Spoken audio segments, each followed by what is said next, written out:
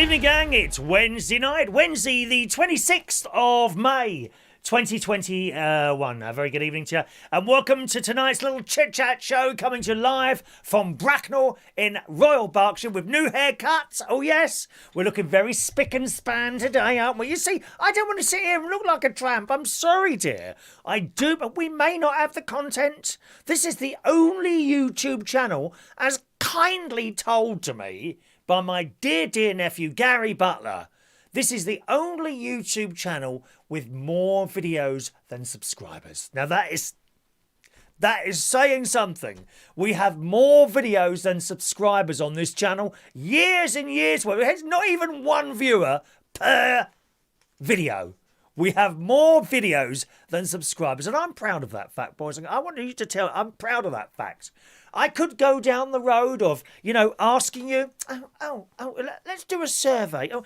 What would you like in the show? Okay, you want me to wish to do that? Yes, and you want me to, yeah. And I could have 10 million viewers in an eye blink. Can you do that? In the blink of an eye blink, who is it? In the blink of an eye. But no, I just sit here and do my sad little chit-chat in the way I want to do it. And if you like it, you like it. If you don't, you don't. That's all there is to it. I don't mind. I don't mind that there's more videos than subscribers. And I want to thank my nephew for coming out with those lovely words just a few days ago. I do appreciate it. All right. We've got lots on the show today. Thanks very much for joining us. If you'd like to contact me, and you're screaming at me in a chat box or in the comments section on Facebook, okay? I don't see those, I'm afraid. I'm not in the comment section in Facebook or in a chat box. To get a message to me, please use the text number above there in the top left-hand corner, 07451 287 337, or you can send an email, chris@unitedkingdomtalk.co.uk. Either of those methods, or you'll be able to call in very shortly. Okay, we'll open the phone lines fairly quickly today. First of all, I'd like to talk today about dangerous. There's lots in the show today, lots to get through, lots and lots to get through. Okay, first of all, dangerous activities. We often see, and I think I didn't save the story for some reason, but we often see a story about some sort of dangerous activity and someone's come a cropper, had a terrible accident or worse. And I wondered if you'd ever done anything like this, whether it be sort of something as, I was going to say normal, because a lot of people do it, skiing, but off the main ski slope. Has anyone done that at all? When they go hurtling down a mountain somewhere, don't they? I'm just going to undo a button because my stomach is pulling against the buttons. I don't want one of those to fly off. Have you ever done anything like that? I don't know, jumped out of a helicopter or anything like that? I mean, there's the 10 dangerous activities no one should try, but some people do. Have you done anything at all, that you thought was dangerous? It can be anything in your mind that was dangerous. Perhaps to other people, it's not really dangerous, but in your mind it was. I mean, I'm scared of heights, so I would consider going in the London Eye dangerous, or a roller coaster. Very, very dangerous. And don't tell me things don't go wrong on roller coasters, because we've seen them. We've seen roller coasters getting stuck. We've seen people flying out of roller coasters in the news before, haven't we? Not 100%. So nothing is 100% safe, is it? Come on, be honest. Nothing. Not even watching this show is 100% safe. Any moment, a bolt of electricity could fly out of your screen and hit you, and you would die. Have you done anything at all that's dangerous? Think about it. In this particular thing, and you may have seen the picture I had up there earlier. Oh, didn't I put it on there? Did I put it on with a clock? Hang on, is it on with a clock? There it is. Bottom left-hand corner. Look at that one. Bottom left-hand corner there. Shark diving. Is that for you? Shark diving. So basically, they lower you in a cage, don't they? On all these sharks around. And I've seen documentaries like this. And you're in that cage. And you think you're safe. And these sharks batter the cage while you're in it. I don't want to be eaten by a shark. I'm sorry. I am not fish food. You know, not for a shark. And when I'm dead, I don't want to be crushed up into small pieces and then sprinkled on top of someone's little fishbowl where they're going round and round, bored to tears. What a life that is, a goldfish, eh? Don't you feel a bit sorry for them? Huh? They just go round and round and round. They have nothing to do. They must be bored out of their tiny minds. Like some of the people on Reach on Air, doing about 10 shows a day. Is Sparky with us today? You must be bored out of your mind, Sparky. Didn't you say on some video show that Reach had given you a few days off or something? Well, you're still there, dear. Take the days off. Go on, force yourself, love. Huh? He must be so bored. I always think people are bored when they booked about 10 slots on Reach. I'm a very busy person. I can just about afford an hour out of my time to do a show in the morning, which I enjoy immensely, as you well know. Oh, I did do a new poster. Do you want to see my new poster? I think that's it there. There, look at my new poster. Do you like that? Do you like my new poster? Look, all little pictures of me.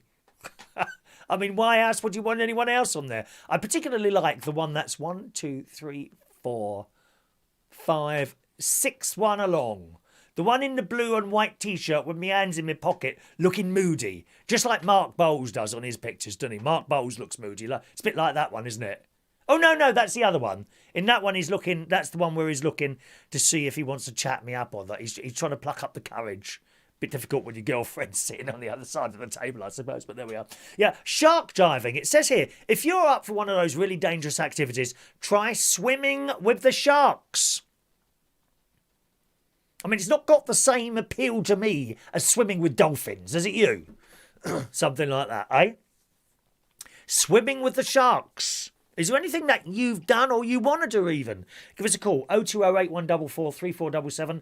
Lines are open now, boys and girls. Operators are standing by to answer your calls. There they are. Look at them already. Hello, girls. Hello. They're not, you're probably wondering why they're not turning around. They can't hear me. They've got their little headphones on, talking to potential callers, you know. Don't think you just get through automatically. You have to pass a series of tests.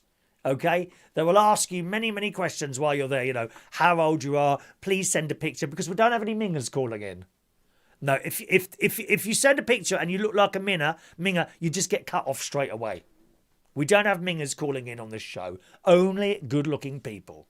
So if you're one of those and you've got a dangerous activity you want to talk about, 02081443477 is my local London number. How about shark cage diving? That's the picture I just showed you there. It says the best locations to see the most dangerous sharks. The Great White is Seal Island in Cape Town, South Africa. Actually, I'm just watching a film from South Africa. It's not a nice film. It's about these two women. Okay, one is a police lady and the other is a gangster, right? And the story is about paedophiles who collect little girls, and they sell them on to rich people in the Middle East. Awful. And you know that goes on, don't you? Terrible things are be going on, but it does. Anyway, that's basically what this film is about. And the police lady and the gangster, I think, I haven't got to this point yet, but I think at some point they realise that actually they're on the same side. Of course, the police lady, the bits I've got to so far, the police lady is going out and investigating these murders. She's now put 2 and 2 together and realises that the murders are of paedophiles. Someone's going around killing the paedophiles, right? And then she realises that the gangster must be on they're on the same side, except a different way of doing it, because of course the police lady would nick them basically and then take them in, put them in prison. I don't know if they have death penalty in South Africa, something like that, or take them to court and do it like that. Whereas the gangster just locates them, goes up, shoots them in the head, dead, dumps the body somewhere. It's quite a good film. I'll just try and get the title for you because I didn't write that down, all right? I wasn't going to talk about that. It's funny how we get onto different things, isn't it, on the show? Let's have a look. Chris Where's my Netflix things? Is it Things Seen and Heard? No, that's not it. Hang on. Continue watching. It's called I Am All Girls. All right? I Am All Girls. It's really good, actually. I'm going to watch the rest of it after I've done the show today. Anyway, back to this then. Yes, Cape Town, South Africa. Oh, that's how we got onto that, because that's South Africa as well. It says, hopefully you won't end up as a shark's lunch, but you may get to watch a seal get chomped. Oh, I don't want to watch a seal being eaten. Oh, great-nephew Harry wouldn't like that. He's a big fan of seals. Great-nephew Harry, now 8 years old. Yes, down at the Seal Sanctuary in Mablethorpe. He loved this seal. So much that they've adopted it. He's had his seal adopted for his birthday, and I think for a sum of money. I think it was £75. Not a cheap present, to be honest. And you get photos and updates on the seal's progress, which is quite a nice thing. Possibly I could do something like that here for me, couldn't they? You could adopt me, for just £500. Right, you could adopt PayPal, of course. There's my PayPal. Yes, you could adopt me for just £500, one-off charge, and then after that, you could get little updates on my sad, lonely, pathetic life. I mean, I could email you, I don't know, daily. Only those that have paid the £500 adoption fee. I mean, I could be adopted by a few people. I won't restrict myself to one people. That would just be greedy, wouldn't it? I think, and perhaps £1 million PayPal payment, then I would be exclusive. You got £1 million. If Elton John's watching, or or that boy he fancies. Oh, sorry, he doesn't. Ollie Alexander. If one of those, it was obvious, wasn't it? Did you see him on the Brits Awards? Elton, the way he was looking at him. God's sake, man, it's about a quarter of his age. Shocking state of affairs, people that fancy people younger than themselves. God's sake, man. Anyway, yes, I mean, £1 million would get you full exclusivity, and then I would have to bat away the other offers. But for £500, you could adopt me.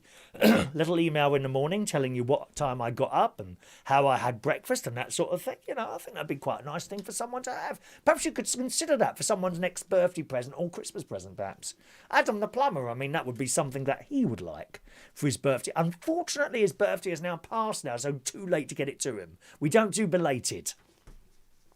What's a belated birthday? That's because someone was just so tied up with their own affairs that they forgot. Why do they call it belated birthday? It should be, I forgot this person's birthday. Should be like that. Oh, belated. Oh, crap, that is. 0208 144 3477 is my phone-in number. Dangerous activities we're talking about at the moment. How about this? Biking across the desert. Oh, no, I don't think so, dear. Have you ever tried to cycle on sand? I don't think that's going to work somehow. Sand or snow or even worse, ice. Ice, ice, baby. Bum, bum, bum, bum, bum, bum. Ice, ice, baby. Bum, bum, bum, bum, bum, bum. Ice, that one. Anyway, biking across the desert, it says, no one really wants to be in the desert, but some people still want to bike across them. Look at that. There are so many things you have to take into account for this kind of trip. Water, temperature, distance, predators, and the weather. Predators. Do you know, I go walking out here late at night sometimes looking for predators and I never find any. Hours I'm hanging around under subways sometimes, nothing.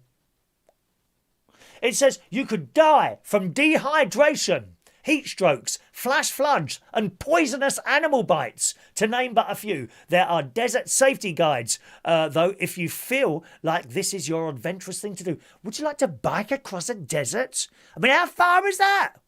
Is it more than 10 miles? And where do you sleep? Is there hotels in the middle of the desert? How do you get to those? I wonder if it's got to be a road. You can't cycle on sand. It must be across the road. Presumably, though, they have sandstorms, do they, in the desert? And do the roads disappear? How does that work? In a sandstorm in the desert, right? You got a road going across. It's going to get lost, isn't it? Like as if it snows. I mean, I've been on the motorway here before in heavy snow. The motorway literally disappears. It's frightening. Frightening. It must be the same with sandstorms. What happens after the storm? Do people come along and sweep it? How do they know where it is to sweep it? How do they know even? I must look into that. I've never thought of that before. Have you? The roads in the deserts. What happens when they get covered in sand? Who clears those? Not the council workers round here, mate. You know, it's not as simple as throwing down a little bit of, I don't know, salt or something, is it? I wonder how they do that. Here's another one here, and I'll come to your messages after this, all right, my darlings? Kayaking over the waterfalls. Now, I would love to do something about that if it wasn't so blooming dangerous. You imagine that being a little boat, being pulled around by rapids. I like that. It says there's no arguing that waterfalls are a beautiful part of nature, but kayaking over them presents a whole new challenge. There are a few different techniques for going over a waterfall. The two main ones are boffing and penciling. You heard of that? I haven't. Penciling means going in the water vertically. Boffing means landing flat or horizontally on the water below. Either route you take, this is a dangerous activity. Many kayakers break their backs because of the impact when they hit the water flat. If you go in vertically, though, your kayak can flip over and hurt you worse. Hopefully, waterfall kayakers have good life insurance policies from this website. But it's all, you see, it's all very well having these life insurance policies. But, you know, what would you rather? A load of money and a broken back forevermore, or a fully working back? I know what I'd rather have. The fully working back. I know some of you have got serious disabilities, and, you know, I'd bet you'd sell your house if you knew it would fix your legs, your back, your, I don't know, whatever else is wrong with you, wouldn't you, eh? I'd love to do that kayaking. That appeals to me. Let's read some of your messages coming in this evening. Very good evening to where are we now? Where's our text messages? There we go. Good evening to. Oh, hang on a minute. Is that Vera there? Is there something wrong with your email? Yeah, Vera had trouble sending emails today. I have got one from you now, though, Vera. All right. Good morning. Good evening to George Bond. Hello to you, George. He saw his little picture up there today. Good evening, George. Hello to you. Good evening to Rachel Wheatland. Evening, lovely Rachel. Hello to the delightful, lovely Richard Morris, otherwise known as Mother. Good evening, Richard. Richard said today would have been the 75th birthday of Reginald Sutherland, who was Regina Fong, huge drag queen from North London. In fact, her home venue was the Black Cap, and she was like the figurehead of the Black Cap for many, many years. Many, many years. I only worked with her like a handful of times. Only once or twice at the Black Cap. Once at a place called Pigeons. I can't remember where else now. Maybe at the Two Brewers once. And I think I worked about 4 times with her. That's all, Richard. Da da da da. Da da da da da da da da da da da. You've heard me mention Regina Fong before, and she did all these like little parodies and sketches that were hilarious. She was an icon, an absolute icon, Regina Fong. Good evening to Jason Hughes. Good evening to Diane Jeb. Good evening, Diane. Hello, Shania. Good evening, Shania. Hello, Shania. She going on the water. She's let's have a look. Going on the water on a rib boat on Monday in Howe is dangerous to me. What's a rib boat? I don't know what that is. What is a rib boat? Already being on the water was bad enough, let alone out in Howe. Oh, it's a good job. Was your dad with you? Because he's got a bald head, hasn't he? That Howe would have hurt his head. I'm telling you that now. It really stings if you've lost your hair. I've done my hair today. Do you like it? I've decided the next haircut will be at a hairdresser's or a barber's. I'm fed up doing it. It's all right here, front bit, side bit here. It's this bit. It's difficult. And then you do it all, and then you look in the mirror, and there's like a patch. How do you miss it? It feels like you're doing the whole thing, but you're not. You miss a bit. I don't know if we've got any patches today. And it's starting to go a bit funny with the shape as well. You know, I don't kind of shape it here or anything like that because I know it would be crooked. It would be a bit bent. It would. I think that's a homophobic comment I just made about myself. Isn't that terrible? I hope no one nicks me. It was a hate crime against myself. I've just done a hate crime against myself. Ow, that's a hate crime. Could someone quickly report me for a hate crime against myself? Someone on YouTube has done a hate crime against himself. Nick him immediately. Little Owen Jones will be straight on the phone, won't he? Owen Jones, dear. Is that little Queen, dear? Well, she's looking a bit older now, isn't she? Owen Jones. Hello to Ray Reynolds. Hello, Ray. Ray Reynolds has updated his information. We know that already, Ray. Thank you. You were incorrect last week, weren't you, dear? You jumped the gun, dear. You told us that it was going to be on Saturday or Sunday. Incorrect. Thank you, Ray Reynolds.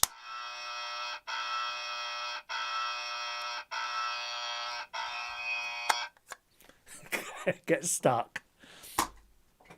GB News will be on Sunday the 13th of June at 8 p.m. That's their first show on there. Oh, no, I'll be doing a show.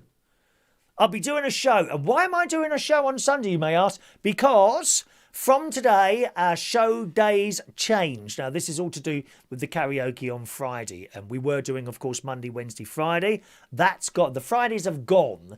And it seemed a bit odd to do like Monday, Tuesday, Wednesday, or Monday, Tuesday, Thursday, or something like that. It seemed a bit odd. So I've shifted everything back a day. So from now, the next show will be on Sunday night, 8 o'clock, Tuesday night, 8 o'clock, and Thursday night, 8 o'clock, okay? All right, it just kind of made sense. I think it was Adam the Plumber who suggested those 3 days. Sunday, I'm like, well, that means moving everything. You know, is that a good idea? And he said, there's no other way to do it, really. Otherwise, it would be Monday, Wednesday. I mean, Saturday? No, there's too much stuff on the telly on Saturday nights. You know, how about Sunday, Monday, Wednesday? Well, that just doesn't make sense. So we like a day in between. I haven't got the time to do sort of 5 shows a week, okay? Because I do other things like seeing the children and, of course, my mate as well when we do some things at night time or what have you. So it will be Sunday, Tuesday, Thursday as of now, okay? Sunday, Tuesday, Thursday. I must do a little poster. Must do a new poster. Fran. Evening Fran says, I would like to go on a jet ski. Oh, yes. Jet ski. I've known a lot of people go on those. You often find those, presumably you'd have them around here. Oh, I'll tell you where they have those, near the Caravan. Near where the Lincolnshire Television Studio Complex and Super Hub Radio Studios in Lincolnshire, Chapel Hill. Yeah, they have those at a caravan site quite close to mine called Tattershall Lakes. And this is a huge caravan site. I mean, it's too many people. It's too big. There's no way I'd want to spend a lot of... It's okay for a week's holiday, and they have a lot of activities. It is a holiday place. The one I'm on is more of a relaxing, quiet... There's nothing there. It's just caravans and a little network of roads. That's it. There's no shop, no entertainment, nothing. I mean, there's a bloke who's got this, like, burger thing, and on Saturdays he wheels out this burger thing. Near the bins, actually. He wheels out this burger thing. And you can get hot dogs and burgers and that sort of thing there. But apart from that, nothing else happens there. Nothing. Which is what we want, really. We don't want noise and all that business going on, whatever. But Tattershall Lakes, they have these big lakes within the place. And they do have jet skis on there. And you see people going up and down on there. You could class that as a dangerous activity, I suppose, Fran. Yeah, you could flying off there, dear, and the ski could go underneath you, couldn't it, really? Thank you, Fran. Good evening to Mr. Gary Ross in Belfast. Good evening, Gary, and the lovely Leslie. Evening to you too. Oh, Gary and Leslie, after the karaoke finished, Saturday, Sunday, Monday, on Monday's radio show, I opened up I meant to tell you this. I opened up the text, and there was a couple of you. I think you'd sent them Friday while the karaoke was on. I won't actually see those while the karaoke. Basically, there's 2 lists now. 2 lists. You can have as many lists as you want. There's 2 lists, and it depends if on a Friday for the karaoke, I'm only looking at the karaoke list. You see, so they're the only messages that come up. I won't see anyone's messages coming in when there's a Friday. Besides, I have to concentrate on the people in the room. So thanks for that, Gary. All right, just to let you know, if you tell Leslie, I'm sure she knows. Good evening to DJ Sparky. Good evening to DJ Sparky. Sparky, incidentally, had a problem with his text service. He uses the same text service as me, different number, obviously. And you remember the last couple of shows, the radio show and the TV, is it TV? It's not really TV, is it? We call it TV though, because it sounds good, doesn't it? The TV show on Monday, on both of those days, we had a bit of a problem with the text messaging with not everyone, but a decent amount of people. That appears to be working now. I know it wasn't me because Paul, DJ Sparky, said that as well. So thanks very much, Sparky. I loved the Eric Clapton you played at the end of your show today. Very nice, very nice. Thank you. Good evening to Luke Trott. Evening, Luke. Could you sing happy birthday to my mate? She's called Belle. She's 14 years old and it was yesterday. Of course I can. Belle. Are you ready, Luke?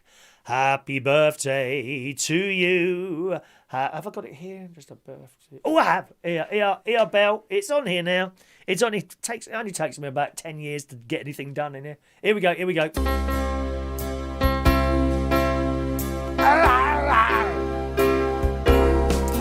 Happy birthday to you. Happy birthday to you. Happy birthday, dear Belle. Happy birthday to you. There we are. Is Belle? Is that a girl's name? Yes, girl's name. Is Belle 14. What did she get? Is she watching at the moment, or will you show her the little recording a little bit later? All right. Happy birthday to you, Belle. Yes, takes me a long time. At last, the birthday song is on the system to play out here. At least I don't know if it's on the Lincolnshire television studio copy. It takes me ages to fix things. There's actually something now that needs to be fixed. I can't remember what it was now. Can't remember what. What is it needs to be fixed at the moment? I can't remember.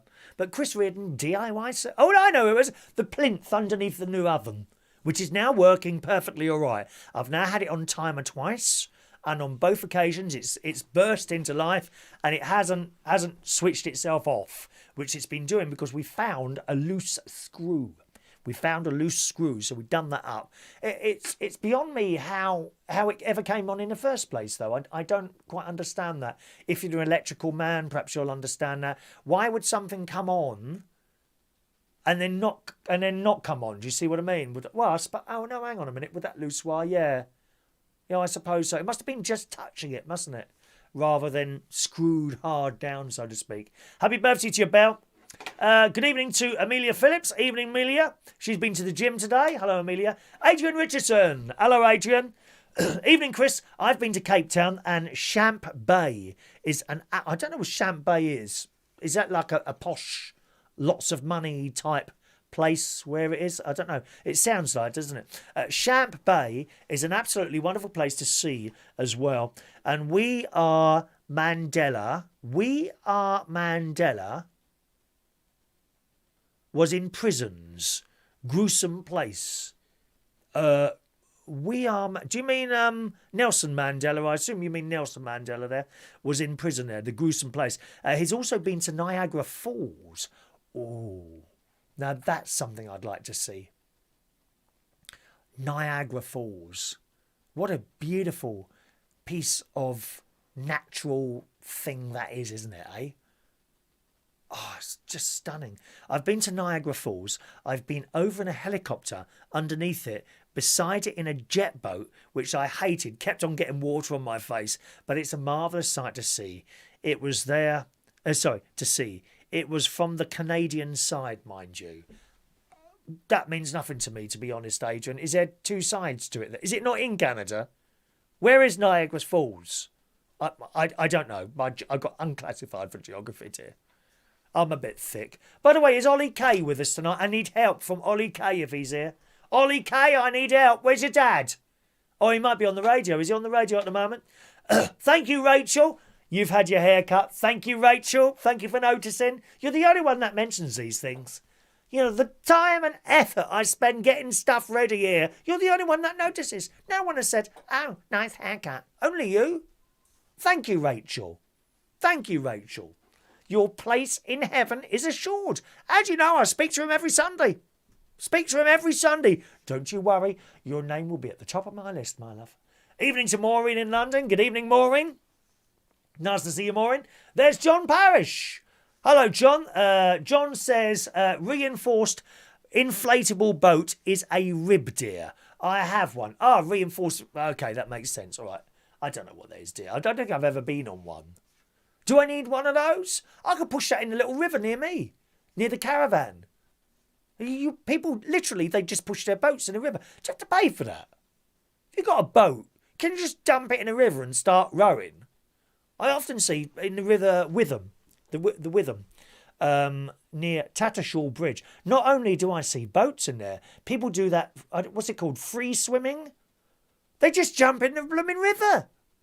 Oh, no, I couldn't do that, dear. It must be bleeding freezing. And besides, we've done them on the show before.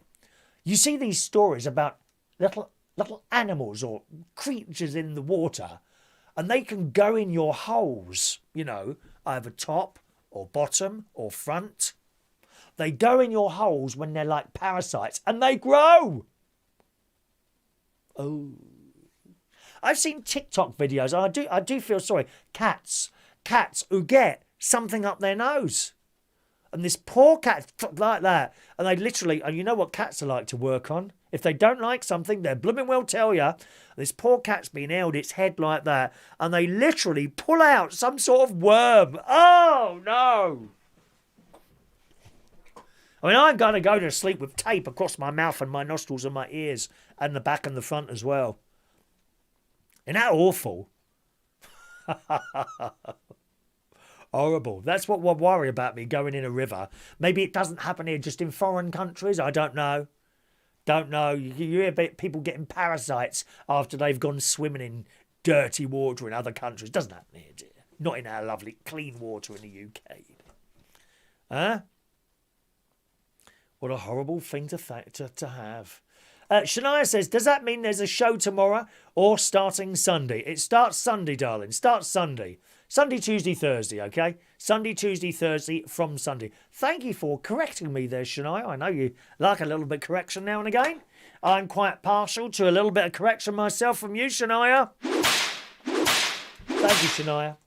All right, Gary. Yes, so we gave him Gary his little bit of information there. Thank you very much, Gary. There's an email address. If you're watching, as I say, if you're watching in the and you're in a chat box, okay, or you're making comments on the Facebook feed going out. We're not always on Facebook, just to be warned. Do join us on YouTube, okay?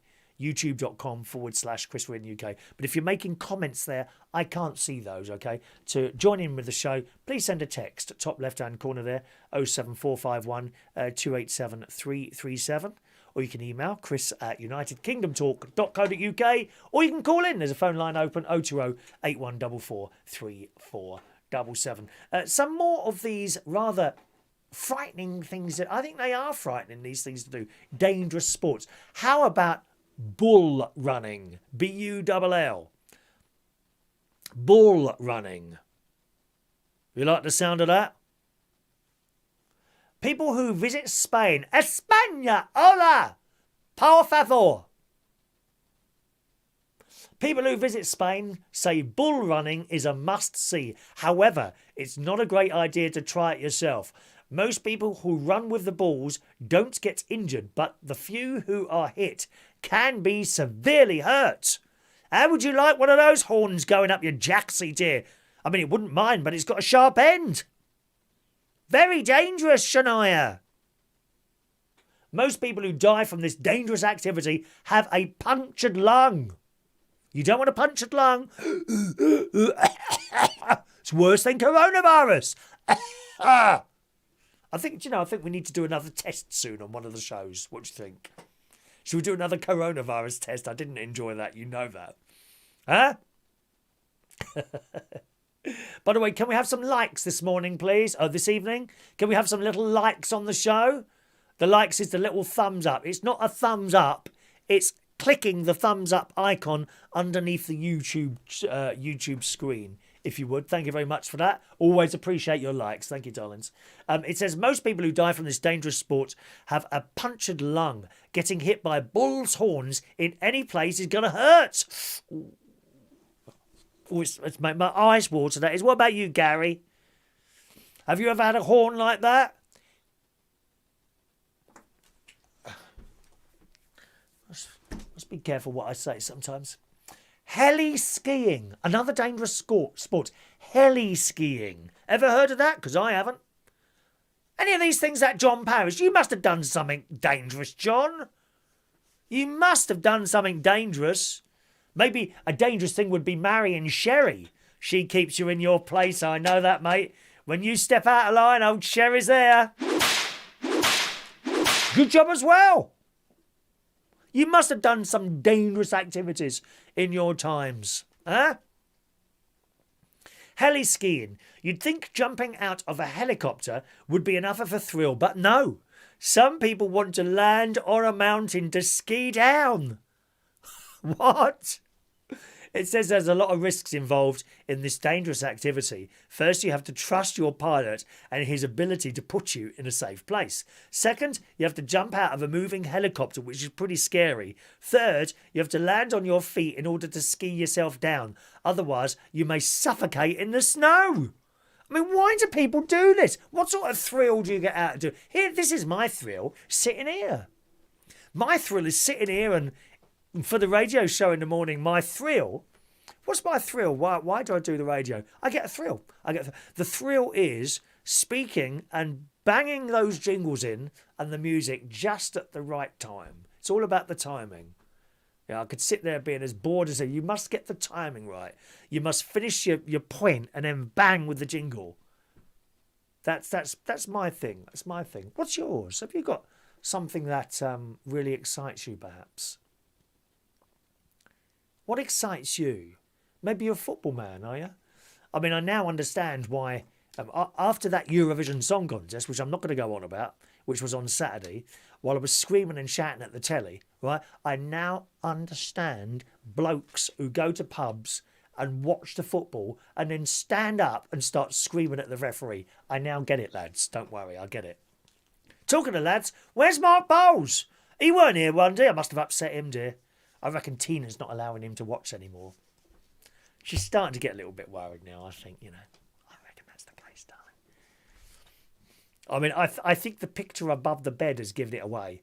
He's got a picture of me above the bed, sort of just above where her head lays.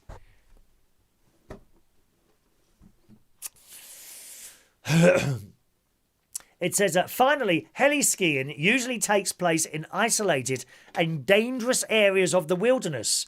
Does this crazy stunt make your list of things to do before you die? Anyone fancy the heli skiing? Something like that at all? I must say it's not my cup of tea. Oh, we've got a tip today from John Parrish. Thank you very much. John Parrish has sent in a super chat. Thank you, John. A £1 super chat. Thank you very much, John. We can keep one of the lights on for another 5 minutes now. Thank you, John. Okay. I mean, there's loads more here. You know, wing walking. Why? Oh, why would someone want to do this? While the name implies walking on the wings of a plane, that's actually not what happens. People are strapped to the outside of the plane and stay there throughout a flight. Are you for real? The pilots also try to give you a thrill by making sharp turns and rolling the plane over. Scary enough for you. People usually don't die from this risky activity, but you'd have to be just a little bit crazy to try it.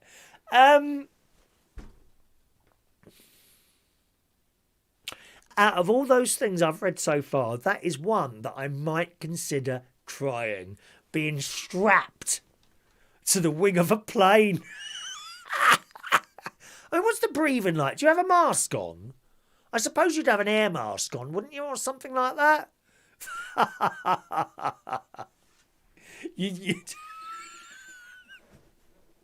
Oh, I don't know about that, mate. I don't know about that. Adrian says, nice facelift. Thanks very much, Adrian. He says that the two sides of Niagara Falls, American side and Canadian side, it's a border. Okay, I don't know anything about that. John Parrish says I lived near Victoria Falls in Zambia. That's where John used to live there. Fran says, what about Holby City? Yeah, I did that this morning. I knew that Dom was up to something, though. I knew he was up to something. He planned it all along. Horrible man, Dom. Don't like that character anymore. Dom. We used to like him. Do you remember when he was getting beaten up by his boyfriend a few years ago? Do you remember that? And then we all felt sorry for him. Not anymore. He's turned into a right nasty person, hasn't he? Yeah, I think I'd allow myself to be strapped to a plane. You know, I mean, no more nows. Wonderful stuff. Comes in a tube. You stick stuff on, and it never falls off again. Limbo skating. Ever heard of that? Don't know what that is. Why do we all remember doing the limbo at roller skating parties when we were kids? Is that where you go under that stick in it? Some people take this to the next level. In India, kids like to roller skate underneath cars by doing the splits. Most often, these cars are not in motion, but can you imagine doing that when the car is moving? Talk about crushed limbs. I bet they do. You know what kids are like? You've seen them over here, you know, running across railway lines. Idiots. How about we'll do one more. How about some nice cliff diving? Now, I've seen wonderful YouTube videos and television programs of people doing cliff diving. The tradition may not have started in Hawaii, but the kings there used it as far back as 1770. One king required his soldiers to dive off the highest cliff they could find without making a splash in the water below. This proved their loyalty. This is one of the dangerous activities that if you're not required to do, you probably shouldn't. I mean, that's a bit scary, that one, isn't it? Cliff diving. Would you do something like that? We have seen some really good videos of people jumping from a cliff, haven't we? Something like that. Pauline Cornwall says, I've got all my CDs on hard drive. Just looking for a website for music that can pay per month, as I use Spotify, but it no longer works with my software. Oh, I don't know. I mean, I've got the MP3s. I buy the MP3s. Don't know anything about that, Paul, okay?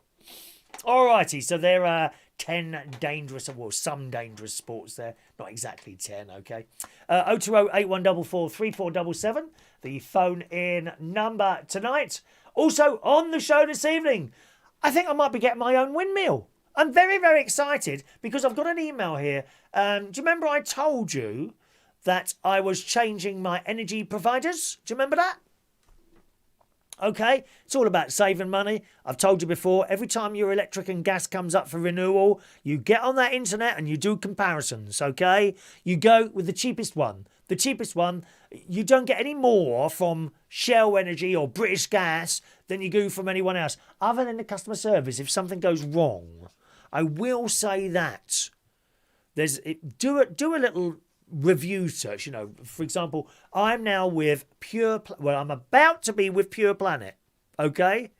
Your next show from here tomorrow morning will be with electricity from Pure Planet and not Shell Energy, because I've saved, I think, about £100 a year. That's not a small amount, is it? £100?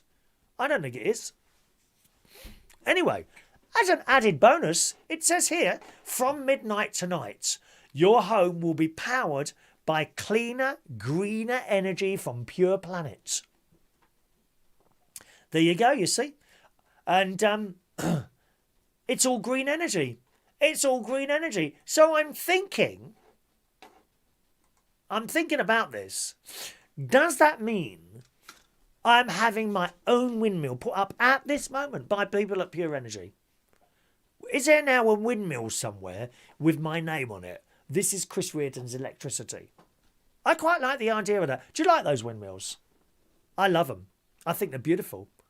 I really do. When I see these, my mate hates them. He hates them. Hates them with abundance, dear. You either have them on land, you get small ones, you get big ones.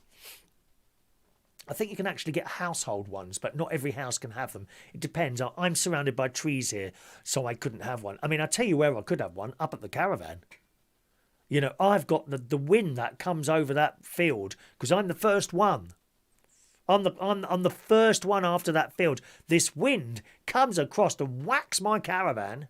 It really does. Doesn't shake at all, but you can hear it. Be the perfect place to have a little windmill there. Maybe I should look into that. I don't know.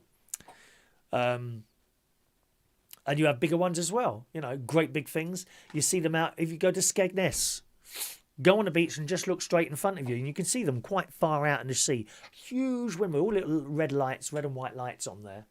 Beautiful. Turning around, giving us nice, cheap, clean electricity. Nothing's had to be burnt, and there they are, turning around. A lot of people say, oh, what about when the wind doesn't blow? I mean, well, out in the sea, it's blowing all the time. I don't think it ever stops, does it? But, of course, there are periods of time when the windmills aren't turning. That's why we need batteries as well. We need some sort of massive battery bank and other methods to do it. Solar. Oh, but you don't get any electric when the sun goes down. Yeah, well, the wind's blowing. Ah, yeah, but what if the wind don't blow at the same time? Well, we use hydroelectricity then, don't we? Well, what if the water dries up? What if? There's always people looking for an excuse so that they can't move on, isn't there? I'm sure I must have my own windmill on it. I should email Pure Energy, really, and ask them. Excuse me, do I now have my own windmill? Chris Reardon's electricity. It will be feed. They'll be switching it on at. I hope it's built by 12 o'clock midnight. That's when I change over from Shell Energy to Pure Planet. £53 a month. Thank you very much. That's gas and electric. £53 a month. That's not bad, is it? Eh? See, I've got some solar panels on here, and they do help there. Text number 07451 287 337 for you, my darlings. Okay, what's your best betting win? Are you a bettor? Do you do betting? I ask you because in the Daily Star this morning, iconic gambler and former horse racing trainer Barney Curley has died. He's 81 years old. Almost 46 years since he pulled off one of the greatest betting coups in history with Yellow Sam at Bellestown. Are you a betting person? Do you do betting? I rarely do it. The only time I've really done it is on the Eurovision Song Contest. I've only ever won once. Okay, it was a big win. I put on £100 and I won 440. That was on Rise Like a Phoenix from Conchita Wurst. Rise like a phoenix, out of the ashes, seeking love and adventure. Retribution, we all know. That one. Okay? So that was a good win. Ever since then, I've put on little bets here and there. Never won again. So that's. I think that's quite a good win, don't you? £450. Have I still got that? I probably still got a little bit of it. I kept betting after that. £20 here, £20 there. So obviously but I think I'm probably still in profit with that one. It says, former horse racing trainer and legend gambler Barney Curley passed away at the age of 81 over the weekend. Do you know this person, I wonder? Almost 46 years since he pulled off one of the greatest coups in history. He was famed for staggering Yellow Sam being masterstroke back in 1975, which saw him raking an amount worth £1.5 million in today's money. That's not a bad win, is it, eh? That's not a bad win at all, is it? The Northern Irishman staged the historic coup by taking advantage of an under-handicapped horse and the lack of easy communication between the Bellstown racecourse and off-course bookmakers. Have you ever made a good bet? Or perhaps you haven't. Maybe you've lost a lot of money. Have you either won a lot of money or lost a lot of money on a bet? Do let us know. 07451 287 337 on the text or call in 020 8144 3477. What about you? I told you that win I had. Haven't really lost a load of money. I'm very careful. Perhaps a little bit too cautious in my life, really. When it comes to the private pension. You know, when you do the private pension and they say, how much risk do you want to take? Only a little bit. You know, the higher the risk, the more money you can make. But you could also lose a lot of money as well. I'm a very cautious person when it comes to money. Very cautious indeed. I certainly don't lend money to anyone, ever. I never lend money to anyone. Even if my mate asks me, can I borrow? No. Doesn't come back. I learned that. I'm sure some of you did, boys and girls out there. You've lent money to people before, never came back, did it? Doesn't come back. And they sit there and they promise you, oh, you'll definitely get it back on this date, da, da, da, da, da, da, da. And then it comes to it and it doesn't come. And then when eventually you start asking for it, you are made to feel guilty. Has that happened to you? I know it has. Do not lend money to anyone. It won't come back. Maybe I've just been unlucky. Maybe I've just been unlucky. One of those people that comes across as a bit of a soft touch. Not anymore. I never lend money to anyone. Never.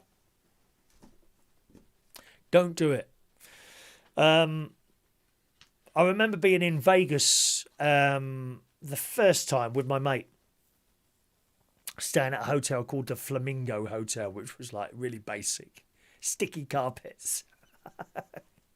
It was all right. What do you want? It's a bed and a shower and a telly. And there I got in a lift there, and these young Americans came in. It was three boys, I think they were, and they were absolutely slaughtered. This is about 2:00 in the afternoon. We're going up in the lift. He said, "You boys all right?" You know, thought I might as well try and chat them up.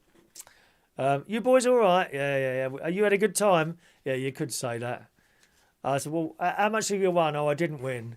How much have you lost? And it was something like $1,000 he'd lost. And they were absolutely wrecked. But they'd had a good time, so I don't suppose it matters, you know. That's how some people get their thrills. You've seen some of these films where people, they bet their house. They've run out of money, so, okay, I'll put my house on the table. And they lose it. Just imagine that. On the roll of a dice, you could lose your house. Or the turn of that little turntable with a little ball thing that goes, roulette wheel. You could lose your house. Why would you do that? But that's their thrill. Not much of a thrill once you've lost it, though, is it? Some of your texts then. Adrian says, I've jumped out of a helicopter with ski on and skied down the mountain in my younger days. I'm not too sure if I was jumping or pushed out the helicopter. Is that right? Good evening to Sherry. There's Sherry Parish. Hi, Sherry. She says, hi to Chris. Hope you'll receive my text this time. Busy washing up the dishes while listening to your show. Hello, Sherry. All right, darling. And John says, you won't like this sport, so sorry in advance. When I lived in Africa, I used to shoot crocodiles where I populated in the Zambezi River at night looking for their red eyes. Poor little crocodiles. I mean, all they want to do is eat you, John. What's wrong with you? All they want to do is eat you. No, I didn't know that, George. Good. Anyway, so no one's ever won anything or lost anything on the old betting? No? Surprising. I thought one or two of you would have done betting. Something like that. I've got a new gadget. Now, I was hoping that Ollie Kay was going to be with us tonight, but he's not, is he? Maybe, who's on Reach at the moment? Is his dad on Reach? He might be with his dad on the radio at the moment. Let me just have a quick look who's on there. What is it, 8 o'clock? No, it's Spark. Oh, no, hang on, that's wrong. 8 o'clock. No, it's Bollywood at the moment. No, I don't think he'll be... they've got a Bollywood show. Is that Wednesday? Is it Wednesday? Yeah. Bollywood. I don't know where Ollie is today. Oh, that's a shame, because I wanted to show him. I've now got these bone connecting headphones. These were 40 quid at the lower end of the pricing of this sort of thing. But you don't actually put these in your ears. I've now connected them to my little iPhone 8, which has seen better days.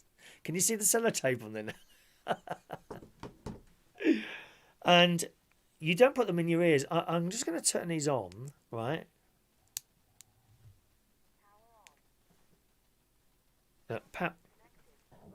So they're on there, and they kind of, I think, they go here. I think, but I'll be honest with you, they just come across as loud headphones. You know, I mean, if you hold them, I mean, I must be careful what music I play on here. What music can I play? Oh, you know what? Let's get one of the shows up. One of my shows up. One of my own shows. They're not gonna do me for my own copyright, are they? Hang on a minute. Oh, there's Ollie Alexander. So gorgeous. Hang on a minute. Your videos. Oh, that's my religious one. 1 minute. 1 minute.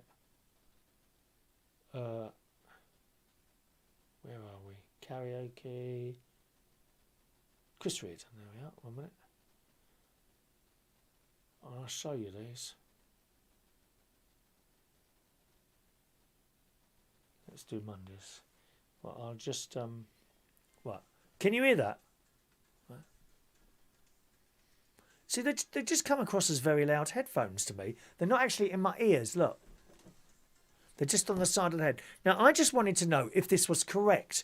I was having a chat with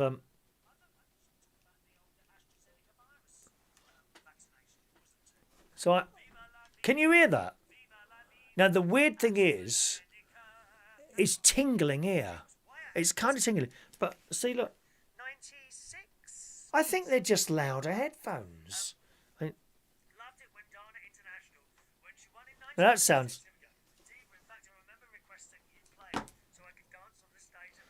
I think... I think... They look like they should be over your ear like that. And I wanted to ask Ollie, so I don't know if they go on. I think this is probably the correct place. I mean, if I put them up there, does that look where they're like that? They're even louder. Oh yeah, it's very loud. She was pissed. She was absolutely pissed out of her head, wasn't she? Do you remember? Does that look right to you? Look. So they're still not in my ears. They're just above the holes. Look. And then put them like this, like that. Now, to be honest, the well, let's turn it off now.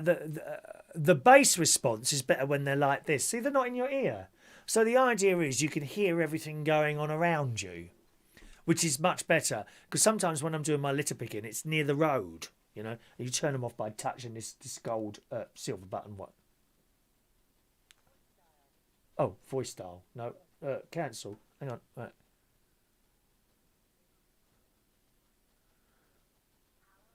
Power off. Right, so we've turned them off now. So, yeah, that's a new little gadget there. And as I say, the idea is you can hear the noise going on around you. I've never really liked things stuck in your ears. You know, you literally do block out all the sound around you. And funnily enough, on yesterday, I think it was yesterday, I was walking back from town because I went on a long walk in and out of town for another gadget, which I have here next to me, which will be revealed live and exclusively on this channel in a few moments' time. Stand by for the excitement. I know there's not a lot of excitement in your life. There is when you're watching this programme, though, isn't it? When I was coming back, I had these 2 carrier bags of shopping, one from Marks and Spencer's and one with my new gadget sitting there waiting to show you. And it's a good job I heard him. Well, I didn't hear him, actually.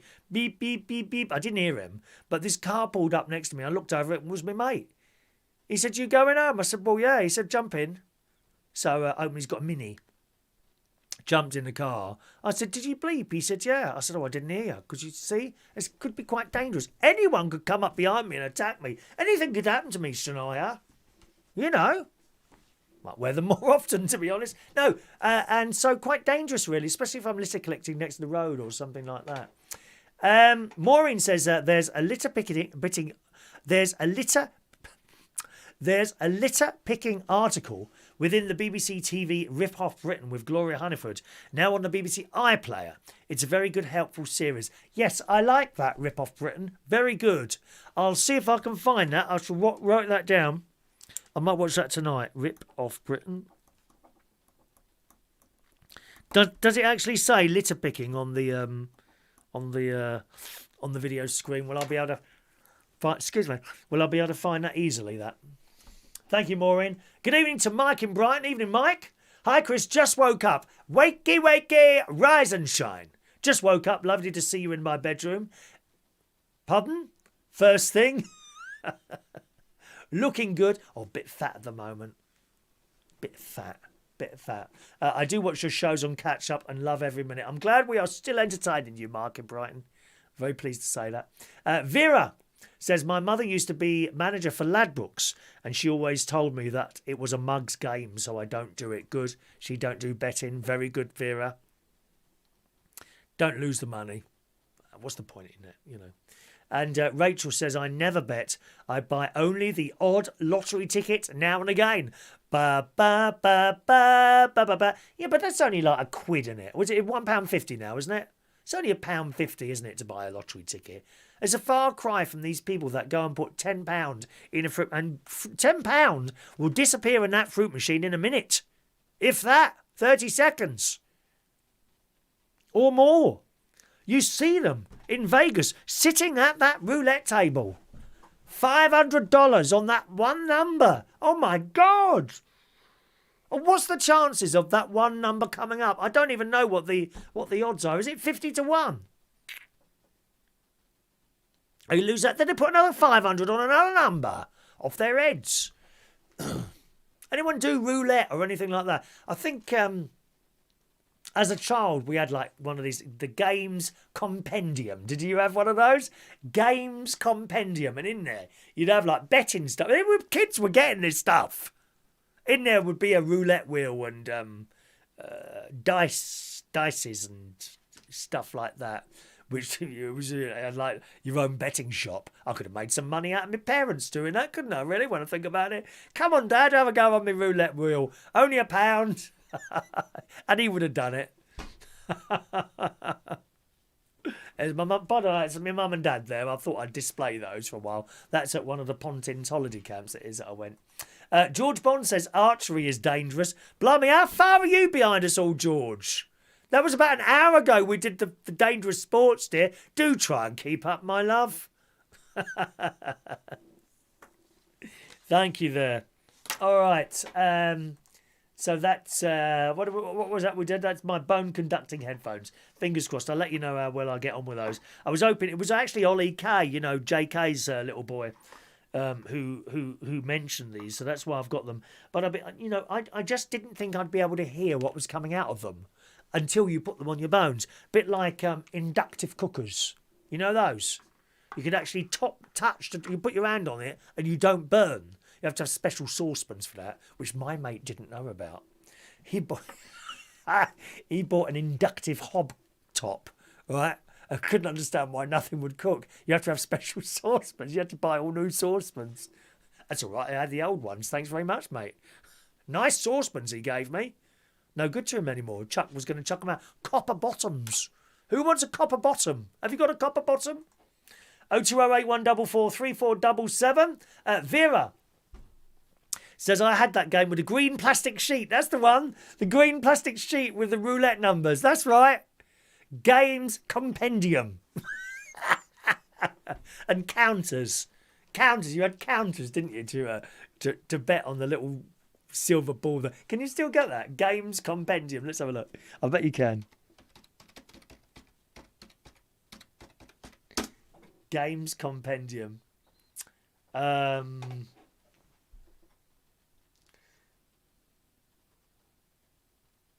Compendium of games, Amazon? No, that doesn't look like betting stuff.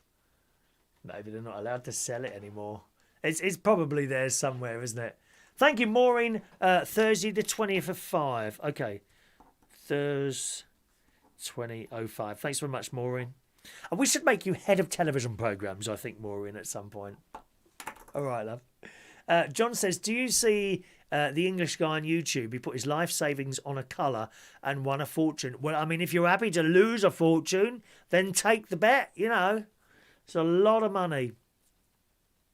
I think maybe that's the story I saw, which I didn't save, unfortunately. Yes, I did.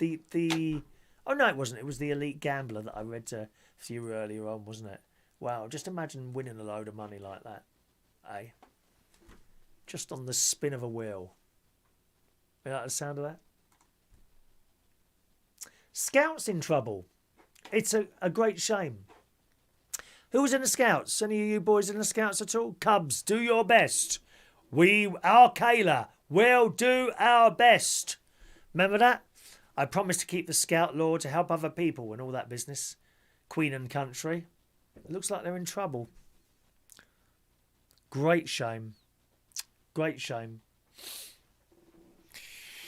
This article was actually in January in the Daily Mail, and I bring it up because I was watching the telly this morning. Can't remember which side it was. Oh no, I think it was Susanna and the lovely Bill Turnbull. I think he's finished now. He just did 3 days. It was nice to see him back on there. He does look a bit frail, I must say. He's fighting cancer at the moment, and top marks to him for going back on the telly. But the government has been urged to help save the scouting movement after it reported a drastic downturn in income due to the pandemic. I can't remember how that scouting thing worked. There were groups of scouts. I belonged to First Roehampton. Then I had my own little scout group, cub group, Third Roehampton. And they used to pay in subs, 50 pence or something like that. And then with that money, you'd buy stuff for the group. I don't think we sent money away. Not like the church. With the church, when you put your money in the collection pot, right? That money doesn't go to the church that you're sitting in. They collect all the money together and send it off to the archdiocese, who then redistribute it. So they send you some back, but they might send some of yours to a poor parish, somewhere that doesn't have too much money, something like that. And that's how it works, right? But it doesn't work it didn't seem to work like that with the Scouts. You took that money in yourself and you kept it for your group. So I don't know the hierarchy, how they got money. But anyway, the Scout Association, it says, has already made 100 redundancies after finding itself in severe financial difficulty. But its plans to sell off Baden Powell House in London, which is like the main place. Do you know where it is? It's quite near the Royal Albert Hall. It's opposite the Natural History Museum. I think that's the one. And it's there.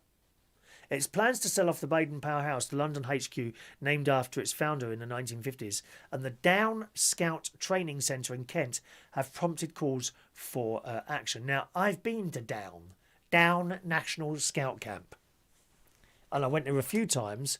They used to do this weekend of activities called Beat Your Neighbour. It was a bit like It's a Knockout on the cheap. Yeah? And we had a great time there. We went annually. And I went to 2, 3, 4 of those particular events. And it was all these different scout troops playing against each other. And you'd have like a timetable, of where you're going to be. So 10 o'clock, Saturday morning, swinging on ropes. And you and another team would meet up. You'd have a map. You'd have to do all this yourself. It's all part of being in the Scouts. You'd have a map of where these activities were, you see. Right? And you had to go there and you would do the activity. Of course, the health and safety thing was very much different now. And often ambulances would arrive and carry people away. But it was great fun. Great fun. One of the most dangerous things, I think, was they had this plastic sheet, right? Which, remember, it's a Scout, so everything was like homemade, okay? We didn't have a proper stuff going on. But it was made out of sticks and bits of string and rope and things like that, right? And there was this hill that was, I don't know, so steep. and a roll of plastic was rolled down this hill. You know, like thick plastic. What would you use that for? I don't know. Not much thicker than a bin bag. Thick plastic sheet. Not solid, like on a roll. They'd roll this down the hill, and there'd be one bloke, one scout leader at the top. He'd have a hose on this thing, and the water was running down it. We didn't worry about water, using too much water. And there'd be another bloke on the other side, literally with a bottle full of fairy liquid. And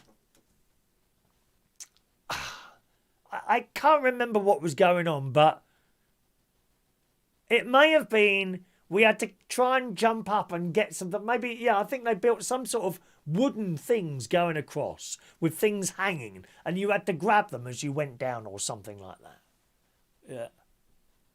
And then the whistle would blow, you know, the whistle would blow, I got whistle blow. And you'd start, and you'd jump on this blooming plastic thing and go arse over tit going down this thing. With, you know, hard stones underneath it, and you'd cut yourself and bruise yourself, and you'd have to jump up and get these things, and you seriously, you know, you could do yourself some awful damage, but we loved it, and that was just one of the activities, and it was called the weekend was called Beat Your Neighbour. I don't even know if that's still on. Hang on, Beat Your Neighbour at DOWNE Down National Scout Camp. No, it's not there now. It's not even there. It's not even there. That was what it was called. It was great. But they're talking about selling it off. The Scout Association, it goes on in the Daily Mail. As I say, this story was in January, but I think it's of interest, especially if it was in the Scouts. I think it's incredibly sad. My first Roehampton Scout group was disbanded years ago through lack of interest. No one wanted to do that. Of course, times change. It's very modern now, isn't it? Boys don't perhaps want to do that sort of thing. They just want to sit there in front of their little computer games, Fortnite or whatever they're playing. That's a shame. I think a lot has been lost there. A lot has been lost. I understand that we have to move on and all that, but it's just...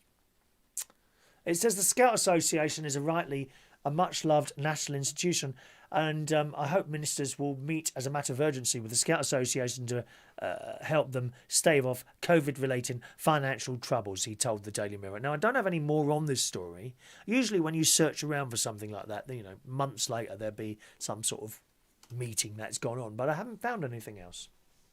It says in previous years, the vast majority of Britain's cadet force funding had gone to the National Citizen Service, a holiday volunteering programme set up by David Cameron as part of his Big Society initiative. Maybe they've decided it's just moved on. And there's a picture there of Down Activity Centre. I recognise that. It's that same old hut. It's that same, also known as the Tuck Shop. Scouts love the Tuck Shop, or we used to. That's where you go and get the sweets, and little souvenirs, badges, pencils, cups and mugs. I've got a mug.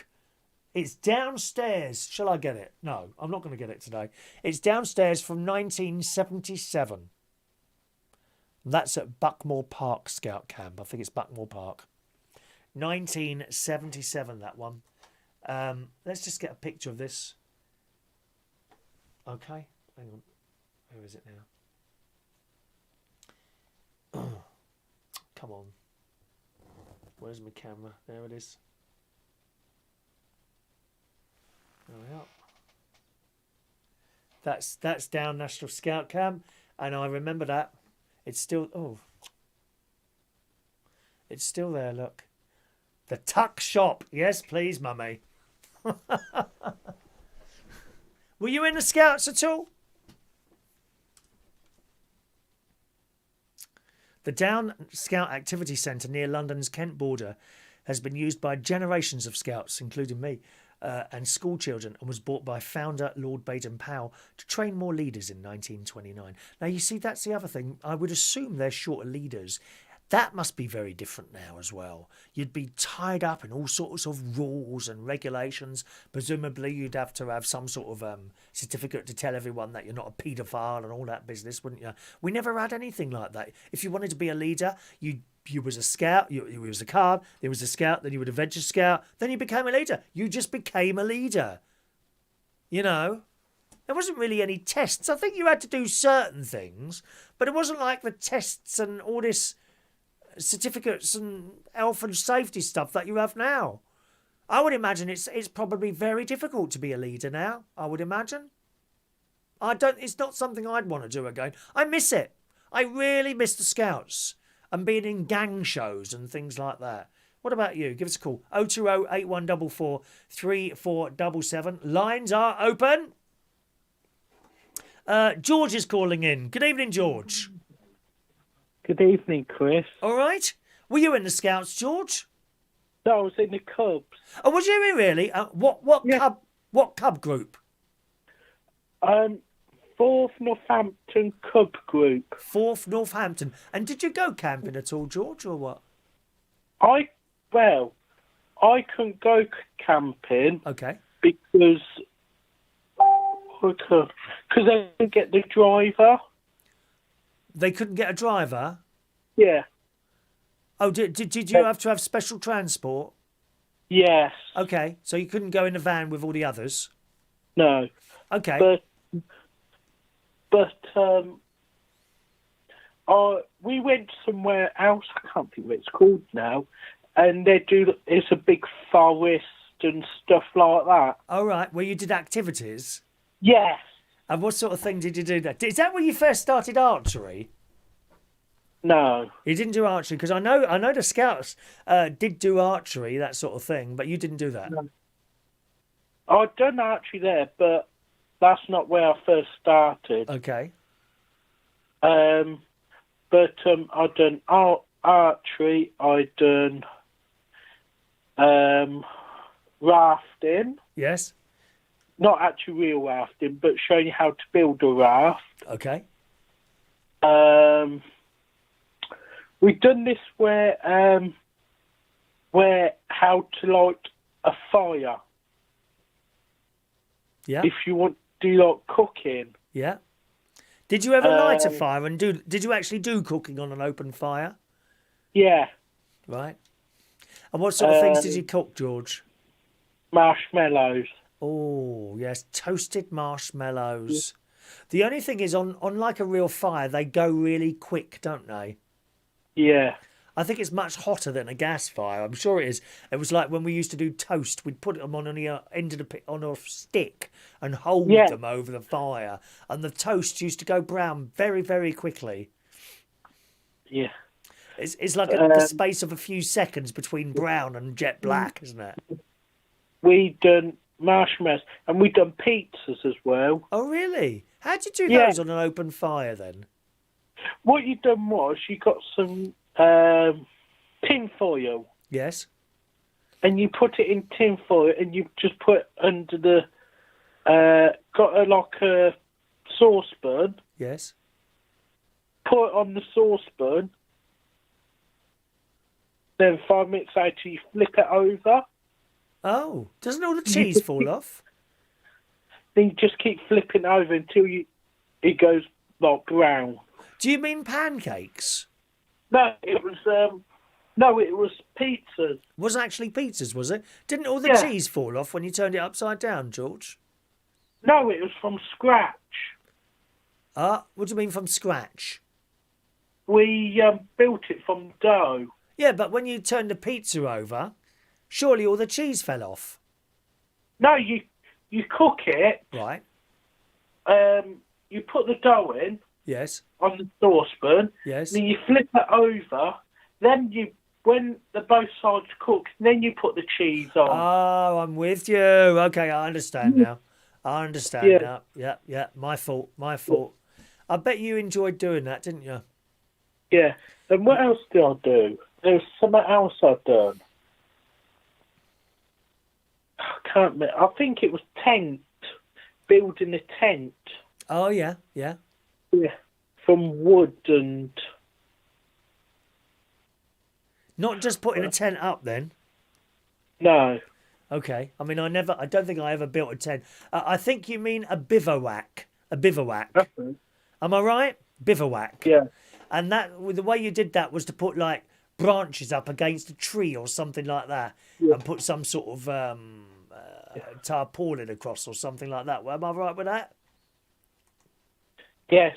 I'll tell you what I've still got, though, What? if I can find it. All my badges. Oh yeah, yeah. You have to take a picture of that and send it in. I've Yeah, got mine in the cupboard. If I can find it, Yeah. I will take a picture and Yeah, show please it in. do. I've got my cub jumper and my scout shirt in the cupboard. Yeah, I've still got my scout shirt. I think- I've got my jumper somewhere. It don't fit me, though. No, mine wouldn't fit me. Well, my cub jumper, I was a little boy, 9 years old. And then the scout shirt, well, that would have been up to 15 or 16. And then I've got my Venture Scout shirt, sort of 21, 22, 23. I was about... Because I've done Cubs twice. Right. I meant to go to Cubs and then Scouts, but I didn't want to go to Scouts. So, because I knew the person, the owner, my nan did. And lucky enough, he let me have an extra... stay at the Cubs. Oh, so you stayed past the age, did you? Yeah, Okay. yeah. And we had to wear this red tie with a colour thing. Scarf. Yeah. And what? And it was a cup with. And what? And you have like your colour Yes. toggle. What colour toggle were you? Yellow, I think. I was yellow. remember. I was yellow, yellow and brown. I was in both two different ones: yellow 6 and brown 6. No, I was in just yellow. Yellow 6. Oh, they were happy days. What colour was the scarf, George? Red. Red. Okay, we had green with yellow round the outside. First Roehampton, and the third Roehampton were green with white round the outside. I think everyone had different colours depending on which group you were in. Yeah. And we'd done the gang show as well. The what? The gang show. Were you in a gang show as well? Yeah. What? The Northampton gang show was it called? Yeah. Right. Okay. Yeah, I was in a couple of gang shows. We were the only group gang show in the country, like First Roehampton gang show. All the others were district, which is a much wider area. We actually had a group gang show, the First Roehampton gang show, and I loved it. And I was also in the South London gang show as well. Oh, they were such happy times. Happy times. I was in the gang show, so was my nan. Oh, was she? Was she a scout leader? No, they run out of scout leaders. Right. So this man who's running it, she knows my nan. Yes. So she, went out of it, and they asked my nan if she wanted to be in the gang show. Oh, how wonderful that is, eh? Yeah. Gosh, I'd give to go back to that time. Yeah, I've still got the video somewhere. Have you? See, we don't. Yeah. There are no videos of ours. We didn't have that technology then, unfortunately. But I remember, we'd start rehearsing in January, I think it was, and I think the gang shows were in March. It wasn't, or May maybe, I can't remember. I think we only had like 4 months of rehearsals or something like that. And then we did the show. I had a real problem learning words. I have a great difficulty in learning words. I don't know how actors do it. I really don't. But certainly in the sketch, not so much the songs. I mean, even in the songs, I think we found that people knew the chorus of these songs, but when it comes to the verse, we'd get the first verse, and then the second verse would always be a bit iffy. People didn't seem to know the words, and we'd be like a week before the gang show, and a lot of people still didn't know the words. But I had trouble learning the words for sketches, like mini plays. Yeah. And I wasn't very good at that at all, wasn't very good at that. I was quite lucky with ours because we didn't have to sing. We was doing like a little showy thing. What, dancing?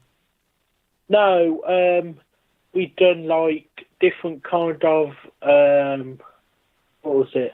We'd done Cubs, Scouts. I think it was Air Scouts and different sorts. We was going through what they would do back in time and. Right. Well, we also had guides in the gang show, and that's where I met my first girlfriend. Yeah, she was a guide. Her name was Fiona. Fiona. Fiona, that was her name. Yeah. I think I was 18 and she was 16, if I remember rightly. I can't remember. There was a two-year age gap there. 16, I think it was 2 years. Hang on a minute, I'm just trying to think now. Or was she the same age? Do you know, I can't remember now. Hang on. Let's look her up. See how old she was at the time. I'm sure there was a 2-year age gap.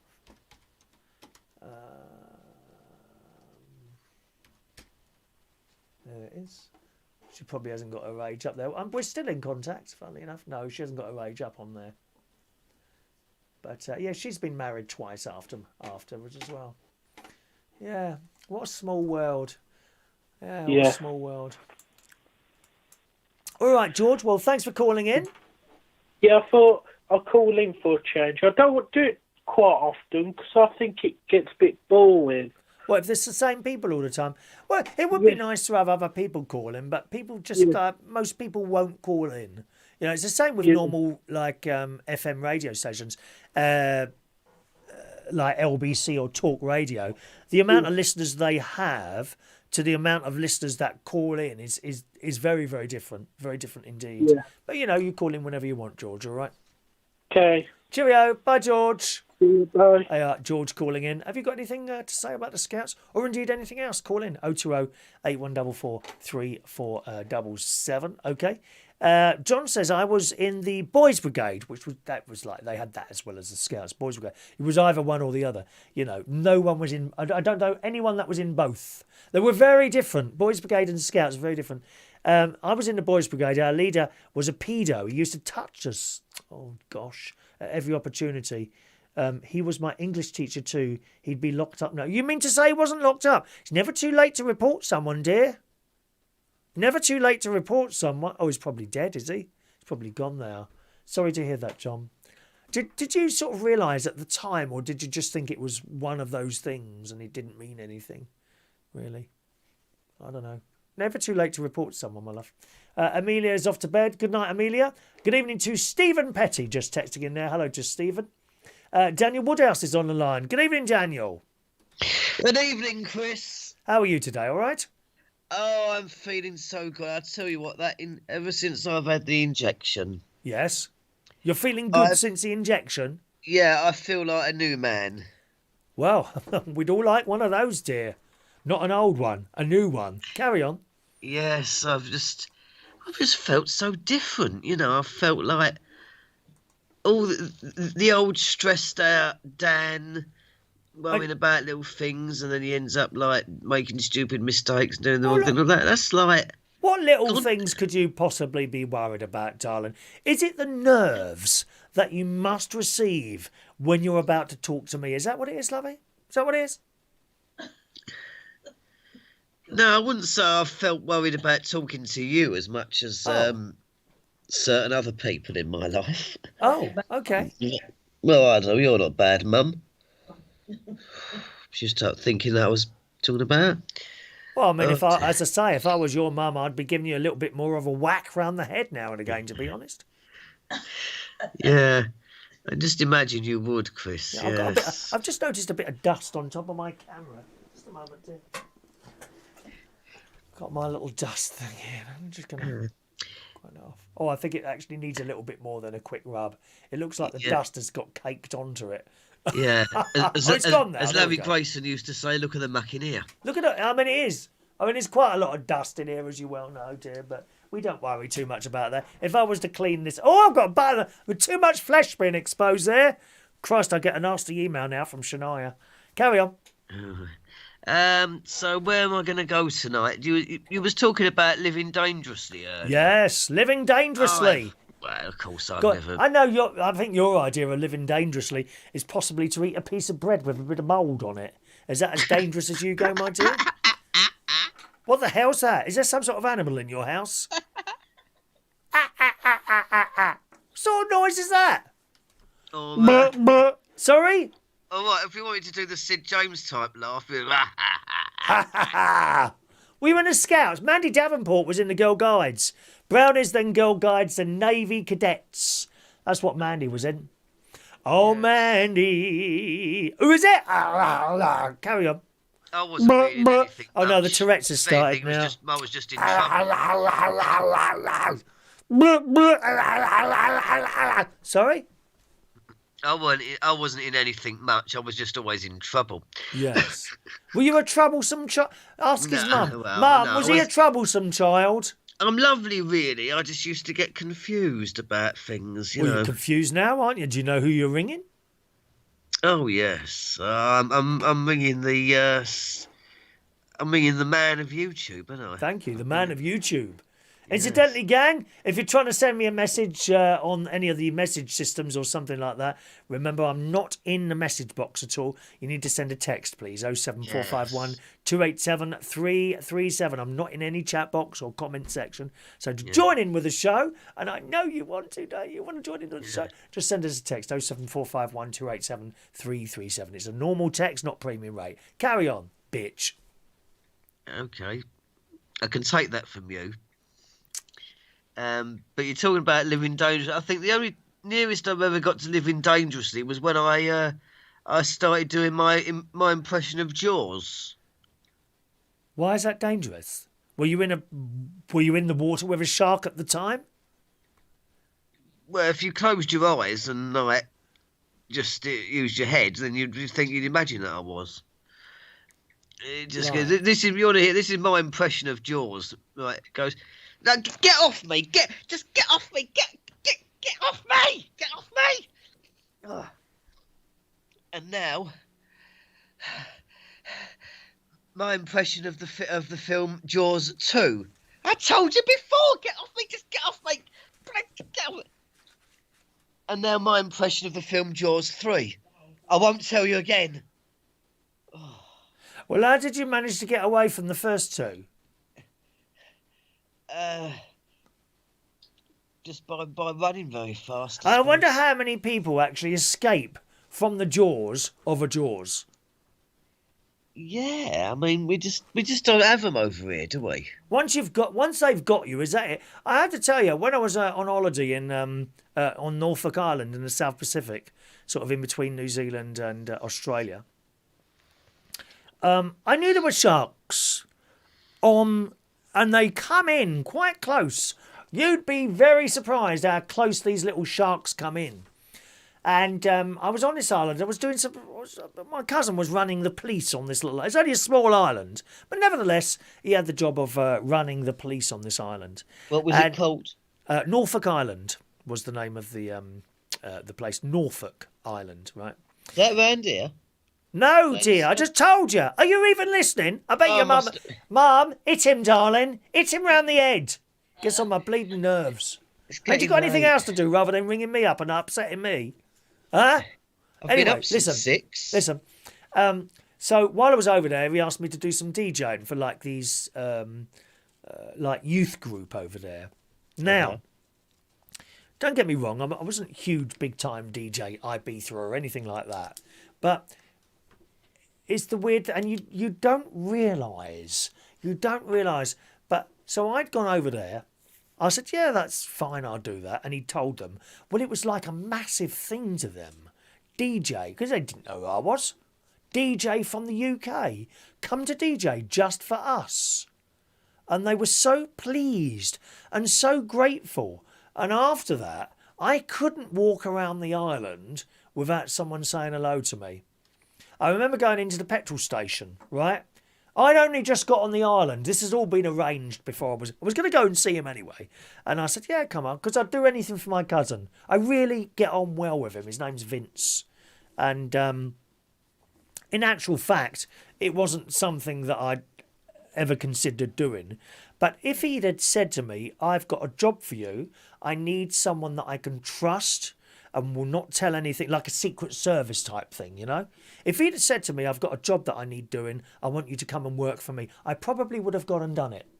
Because he would have been able to rely on me 100% to do whatever he wanted me to do. I would just go and do it as best of my ability.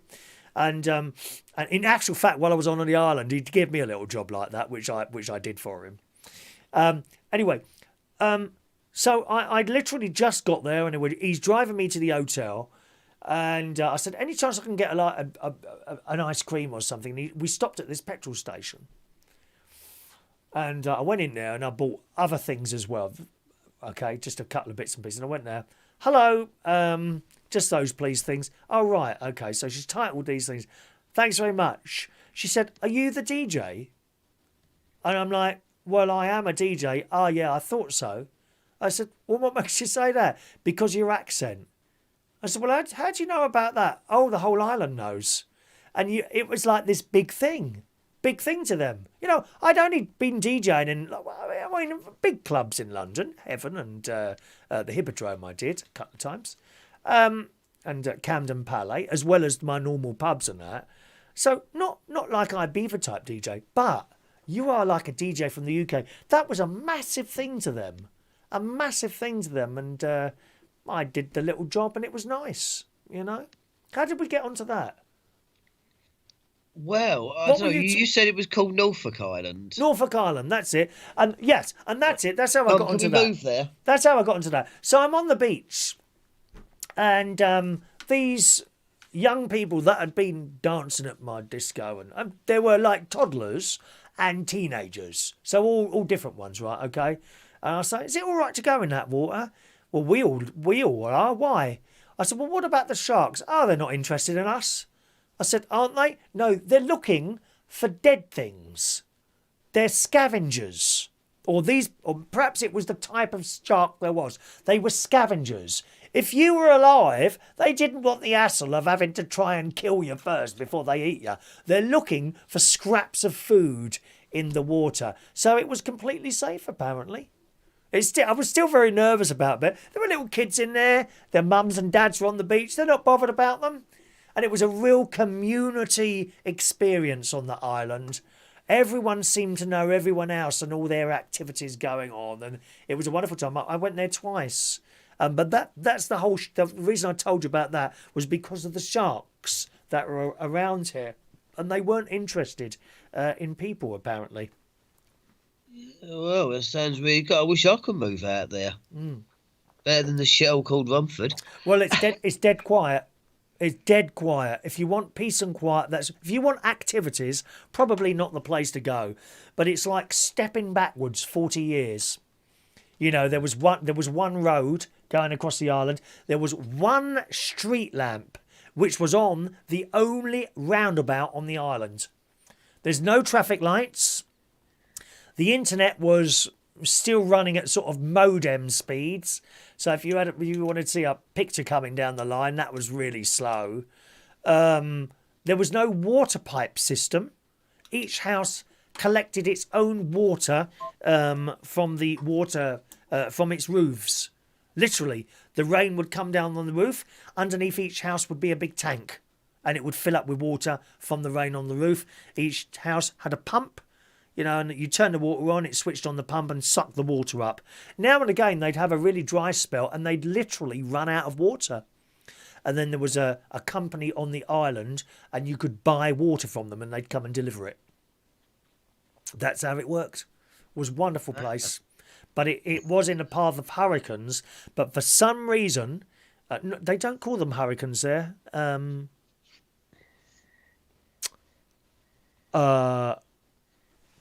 Not tornadoes, not hurricanes. Oh, I can't remember what they called them there. Similar to I think they're the same thing as hurricanes, but a different word. And every time a hurricane or whatever this thing, what was it? Can't remember. Every time a hurricane come towards them, at the last minute it would turn off and go the other way. And they're never quite sure why that would happen. But beautiful place, very green, very, very green there. Yeah, green as a billiard table. I loved it. Yeah. Chris, you just said Yeah, I heard you say then about modem speed. Modem speed, yeah, on the island. Do we yes. still actually have modems?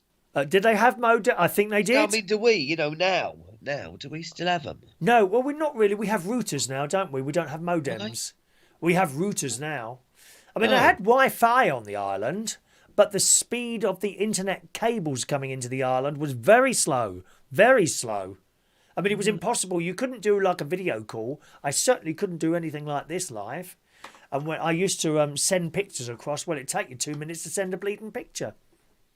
Yeah, because me and Mum, we've been calling this box in the corner of the room here that the internet comes out of. We've been calling that a modem for about 13 years now, right since day one of the internet. No, a modem. That's the thing with the little lights. Beep, beep, beep, beep, beep, beep, beep, beep, beep, beep, beep, beep, beep, beep, beep. That's a modem, isn't it? I don't think it is a router. Sorry, I don't think a modem is a router. I think they're two different things. I might be wrong about that. Typhoon. Sherry Parish says we call them typhoons in the Philippines. I don't think they were typhoons. There was some other word about that. Jason says typhoon. No, typhoon is not the word that's in my head. Australian, I think they use it something that I can't remember. Mike in Brighton says, have you just eaten the 3 Galaxy bars? Your Tourette's have kicked in. Actually, yeah, I had half a Galaxy bar earlier. It was the last half. Do you know all that chocolate, Daniel? I've eaten it all. 5 bars. Oh. 5 bars. I gave one of them away. 5 bars of chocolate I've eaten. Paul bought them in for the karaoke. I hope you don't bring any more in, dear. I should be getting diabetes. And Mike wants to know, what are you on tonight? You've got a great radio voice tonight. Vera says, is it a twister? Not a twister. Not a twister. What was the name of the blooming... What? High winds names like hurricane. Maybe it was a typhoon.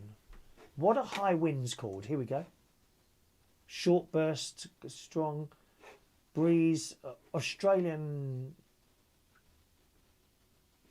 What are different names for hurricanes? Here we go. Cyclones. It's cyclones. Cyclones, that was it. Cyclones. They called them cyclones there. I think they were the same with hurricanes. But there was one there that was approaching us while I was on this island.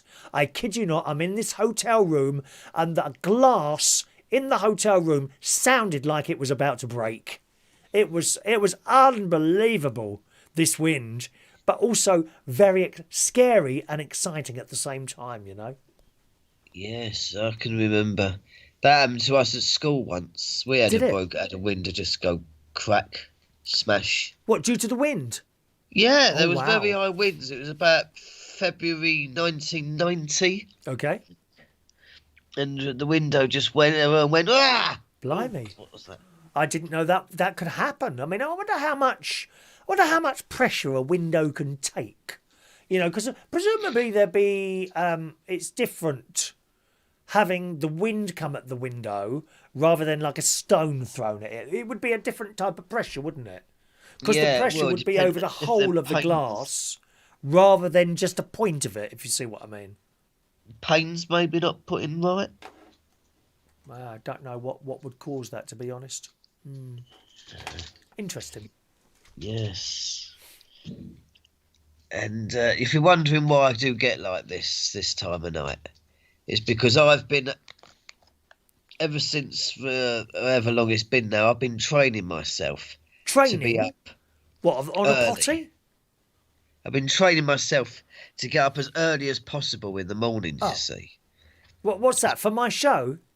Well, yes, partly, yeah. I mean, I do, if I leave here about 7:45... Yeah. Dedicated, that's it. You're dedicated now, my darling. Dedicated. Yeah. Dedication. Ooh, dedication. Sing with me. Ooh, dedication. Dedication. That's what I need. If you want to be the rest. If you want to be the best. Dedication's what you need. Yeah. Sorry? Is that it then? Yeah, yes. Well. Well, it's been a very interesting phone call tonight. Thank you, Daniel. Very interesting phone call. Okay, Chris. Have a Say lovely good night, evening. Mum. Cheerio. Bye, Mum. Bye. Bye, Mum. Bye. There we are. Daniel and his mum calling in from Romford in Essex. Anyone else want to call in nice and quickly? Otherwise, we'll close the phone lines. A closer. 0208 144 3477. Paul in Cornwall says your modem is a box that connects your home network to the wider internet. A router is a box. You've copied and pasted this, haven't you? I can always tell when people do that.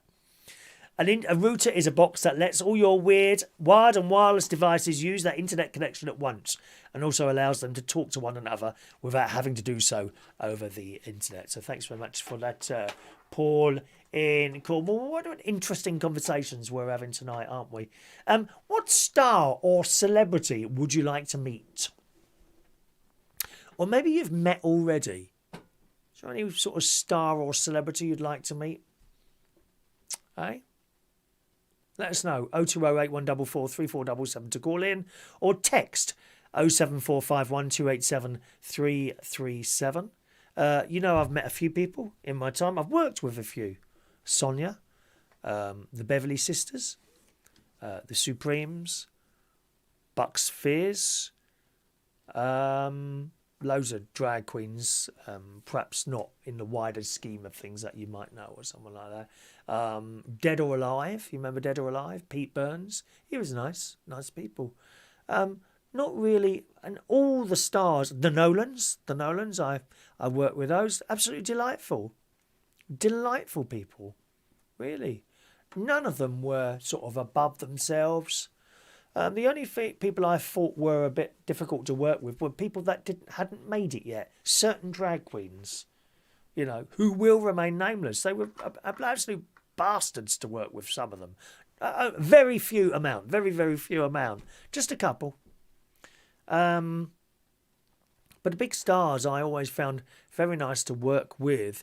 And then, of course, I met the biggest star I met probably, I would have to say, would be Linda Gray from Dallas, Sue Ellen. I had a minute conversation with her outside Wimbledon Theatre, and that really is my highlight of people that I've met. Also, Tom Edwards is a friend of mine. He was continuity announcer at Thames Television. ATV he did as well, Central, HTV and Wows he did, and on the radio, Radio 2, BBC Look East, I think he was on. So I'm friends with him and I speak to him sort of about once a month or so. Now I'm going to go to his house. He's got a lovely little place. Who else? I worked with David Hamilton, Radio 2, Toby Anstis, Simon Parkin, loads of people really. And they're all very nice, Sometimes, I think, perhaps when you meet someone, not so much working with them, but as a star, you can change your opinions of them. I think sometimes there's a mystery to people, like, I don't know, let's take someone like Shirley Bassey. I don't really know what she's like. I have an idea in my head what she's like. When you see her on the stage, all happy and smiley, sometimes you meet that person and they're not the same. Especially if they're having a difficult time. I'm sure, in fact, I know when I've been doing karaoke or DJing and I might be having a bit of a difficult time, too much information coming into me. 10 people all want you at the same time. And I think I know I can get a bit ratty sometimes. Just a minute. I'll be with you in a minute. Just a minute. It's difficult not to be when you're trying to deal with so many things coming into you at the same time. But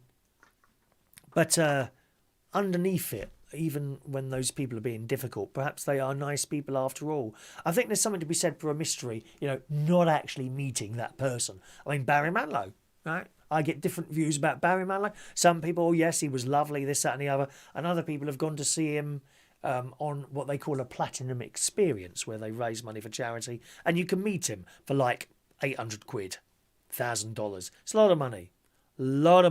But, you pay your money. That money is supposed to go to charity, where he raises money for musical instruments for schools that can't afford them. and you pay your money and you meet him. And other people have said, no, he was a bit ratty. You could see he didn't really want to be doing it today. So, you know, I think there's a lot to be said for keeping the mystery about people sometimes. What about you? Is there anyone you want to, or indeed you have met, and how was it? I've got a friend of mine who's a DJ. She met Scary Spice. She met Scary Spice. There was at some sort of event. She went up and said, I just want to say how wonderful you are. And she, yeah, all right. And her immediate impression of her changed like that. She said, I was so disappointed at how she spoke. And in fact, I worked with someone on the radio. I won't say which person it is. And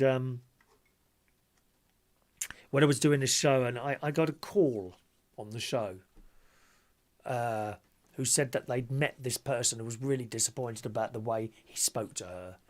You know, at like an outdoor event, like a road show or something like that. You know? So what about you? Any experiences, or perhaps you'd like to meet someone? Vera writes, I've met quite a few celebrities over the year in the job that I used to do. She was at BBC. I was not one for being overwhelmed by them or asking for autographs, etc. No, I must say I would be very embarrassed to ask for autographs. That being said, when I took my nephew Jimmy to Harrods, I took Jimmy and my mate came as well. We went to Harrods for his 18th birthday party. I wanted to buy him a couple of items of clothes. This is 6 years ago. And he came down. We took him to Harrods. Had a very overpriced burger and chips, about 100 quid. Jeez, the three of us, it came to about 100 quid. Anyway, it was the whole point of being in Harrods. You see, he chose a couple of items of clothes. He wasn't greedy. He said, there you go. I said, oh, okay, go and choose something else. Oh, really? Yeah. So I bought him a couple of bits in there. But while we were in there, his favourite football player, and I've told you about this before, Jobba. We walked past these really expensive watches, you know, hundreds of thousands of pounds for a watch. Right. And this footballer, oh, it's Jobba. I said, who? Jobba. I said, who's he? Only my favourite Chelsea football player. Oh, right. And Ronnie says, do you want his autograph? I said, no, don't bother him for an autograph. Come on, we'll just go and have our dinner. And Jimmy stopped. I'm carrying on walking, and Ronnie stopped. He said, come on, we'll go and see if we can get an autograph. And so they went in there. I thought, oh, my God. I was just too embarrassed to go back. Right. I was too embarrassed to go back. And then eventually I did go back, and I'm standing outside the shop, and the two of them are in there. And Jobba's happily having his photo taken and gave him his autograph. It was quite funny. All these expensive watches went back in the counter. But he happily did it. Now, not everyone will do that. I know my mate was on a plane, first class, and Cilla Black was in one of the seats. And he wanted to talk to her, and this bloke come, I'm sorry, Cilla doesn't talk to people on the plane. It was a bit like that, you know. I mean, for Christ's sake, they're on a plane for hours on end. And she just wanted to be left alone, which you can understand as well. You can understand that as well, can't you? I mean, I don't know. It must be a bit... Oh, I should be used to it by now, shouldn't I? Millions of adoring fans when I go and do my shopping at Aldi. Waiting outside with my carrier bags, dear. It must get a little bit too much sometimes, I suppose, for some of them. But Vera says, I've met Whitney Houston, Michael Jackson, Barry Manilow, David Bowie, Donny Osmond, and they called it Puppy Love. You're the answer to my prayers. Ooh, that one, yeah. Eh? She's met Kylie Minogue, Beyonce, Roger Moore. I bet he's nice. I bet Roger Moore's nice. And the list goes on. Not a celebrity. She is in a way to me. Who's that? Not a celebrity, but she is in a way to me. Who? Oh, I would love to have met my grandmother. Oh, of course. Yeah. We remember our nans, don't we? Nanny Hayes and Nanny Ryan. Have I got any pictures here? I've got a picture of Nanny Hayes here. Up the top there. Hang on a minute. Just a minute there. Oops. There's Nanny Hayes right in the middle there. Nanny Hayes. And that's my mum there. My mum there. There's Nanny Hayes. That's her mum. and Auntie Brenda there. Yeah.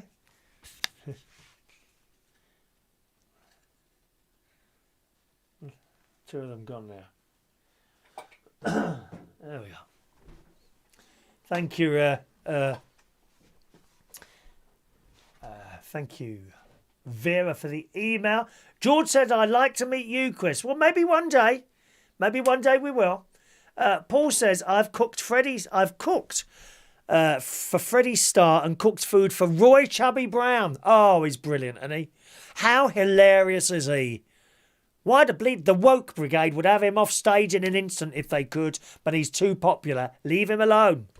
Love Roy Chubby Brown. Malcolm Harradine. I don't know who that is.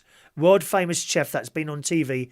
I've met many chefs from the TV. I don't know who that is. Michael Harradine. Roy Chubby Brown. Yeah, he's a great bloke, isn't he? Am I right in thinking he raises a lot of money for charity? I think he does. Roy Chubby Brown.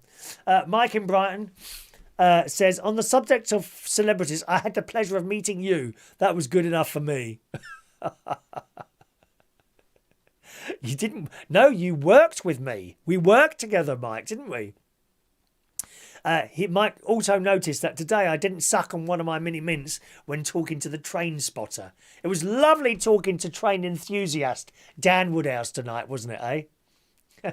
Fran Green, Guy Martin or Ronan Keating, Jason Stratham. Who is that? Jason Stratham. Does ring a bell, Jason Stratham. Ronan Keating she wants to meet. Vera, Roger Moore was nice with his old schoolboy accent. I thought he would be. You can tell the nice ones. John Parrish has met Roger Moore, one of his Saint episodes on the London Wall. The Saint. How's that go? Da-da-da-da-da-da. Is it like that? Da-da-da-da-da-da. Da-da-da-da-da-da. And he had that little thing over his head, didn't he? The Saint with Roger Moore. Wonderful.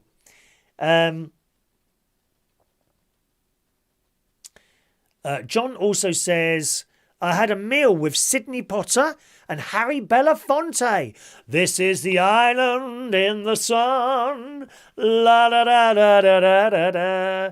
Oh, islands in the sun. That one, isn't it, eh? He also, didn't he do the original version of Rivers of Babylon?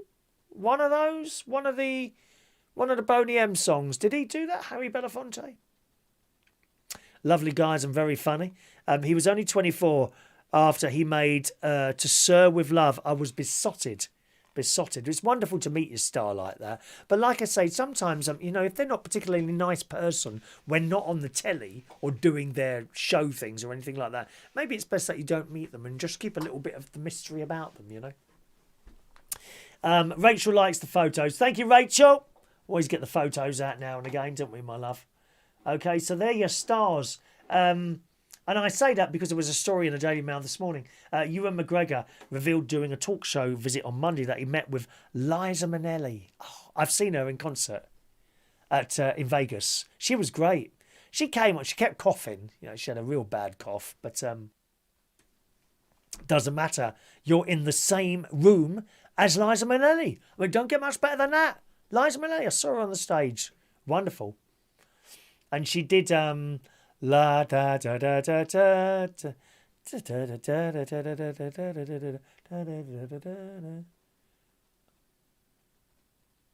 Oh, what's the name of that song?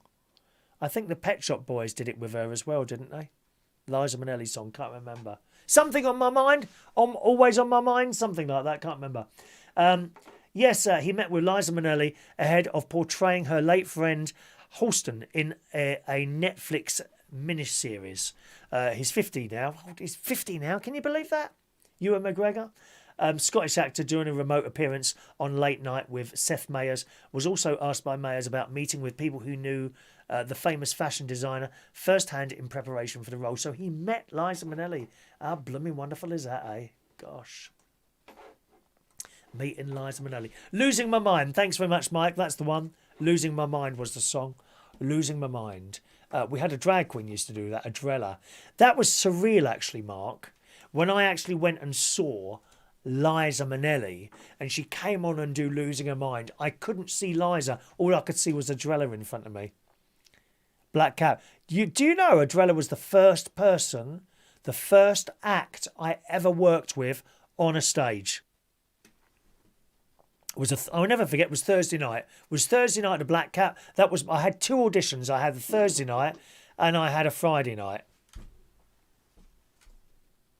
And the Thursday night was Adrella, and she was fine. She was fine with me. I didn't know how to take anyone. I didn't even know how to bring anyone on off a stage. I'd never done it before. It was I thought I was there just a DJ. And David Rosen, he said, "You know you've got an act on tonight, don't you?" I said, "No." "Well, what do I do with them?" "Oh, they give you a load of tapes. Just put them on." "Well, I've never done this before. You'll have to show me what to do." And he showed me what to do, and I managed it. God knows how I managed that. Don't know. No idea how I managed that. And Vera says, John Parrish, Oliver Reed in Africa. Lovely guy, but mad. Oh, yeah, but it's Oliver Reed. Doesn't matter, does it? Again, you're in the same place as Oliver Reed. It don't get much better than that, does it, eh? Vera says, I forgot to mention, he was in the same room with Lily Savage. What a hoot it was. I bet it was, weren't it? Oh, Rottermore and Lily Savage in the same room. Lily I've worked with a few times. Not recently. In the past. Again, quite nice to work with, actually, Lily Savage. Really nice. All right. I don't usually follow, as you well know, reality stars. But I wanted to give a mention to this one because it's in the Daily Mirror this morning. James Argent, Arge. Now, he's in The Only Way Isn't Essex, which is one of the worst programmes ever, just fighting and shagging and all that. That's all it is. There's no story. No story. It's all about boring relationships. Anyway, one of the mini stars in that is I don't know if he's still in it. He used to be. Is a bloke called Arge, James Argent. Now, he really lost control of his weight. Now, you know I feel very fat sitting here. I'm about 13 stone 4, 13 stone 5 at the moment. He managed to get to something like 27 stone. And he's in the Daily Mirror today because he had a gastric surgery. He's only 33. And he shared a photo of himself wrapped in a towel, beaming, following a swim at London Fields Lido, which I don't know what it is. It looks quite nice, that swimming pool, I have to say. He's in there. And he said, it says noticeably in the Daily Mirror, in the picture, the scars from the ITV favourite's life-saving surgery could be faintly seen across the middle of his stomach. The weight loss operation, which reduces patients' stomachs to the shape of a banana, is usually carried out via keyhole or minimal invasive surgery. So you don't see much of a mark there, really. I think when you're young, that's more important. Not so much when you're old, because, I mean, who wants you to get your kit off anyway? Let's be honest. You know what I mean? It says it reduces patients' stomachs to the shape of a banana. So very small. The pros of the procedure over open surgery include a shorter hospital stay, faster recovery time, less scarring and reduced bleeding post-op. And Arge, so far, he had his operation in April, he has lost over 4 stone, which is just brilliant. I mean, some of you know how difficult it is to try and shift a bit of weight. I know myself. You know, it's all very well you saying, well, don't eat the chocolate. Easier said than done. You have to get back on that treadmill. The trouble is, you go on these Slimmers Worlds, and the idea is you don't not eat stuff for a period of time. Once you've stopped, that's it. You can't really go back to eating chocolate and crisps all the time. You can have the occasional bar or the occasional bag of crisps, but not like you were doing. Now, I must say, I hadn't bought chocolate for a long time, really. Occasional bar here and there. But then someone kindly gives me 6 bars on Friday. They've been in the cupboard. I can't leave them there. I can't say, well, I'll have another bar next month. They all go. It's the same with crisps, biscuits. Don't have them in the house. So I know he's had a bit of help with the the old operation there, but it still must be tough for him. 4 stone he's lost since April. That's got to be commended, isn't it, eh? Tuesday, the star admitted he couldn't look at himself in the mirror when he reached 27 stone while battling his demons. He also did the old Colombian, the old marching powder as well, which I gather doesn't help. Some people say taking drugs helps you lose weight, and yet then you see other people who are really bloated and all that, who are doing all this stuff. So I don't know how that works really. He said, I'm starting to feel myself again, and I'm excited about what the future is going to bring. So, I mean, that's just brilliant. He said, I'm 4 stone lighter now. It's a really good start. 4 stone out of 11 or 12 might seem like a drop in the ocean. You're joking. That's a third, mate.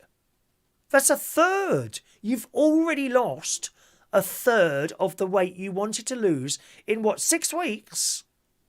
Brilliant. And he looks happy.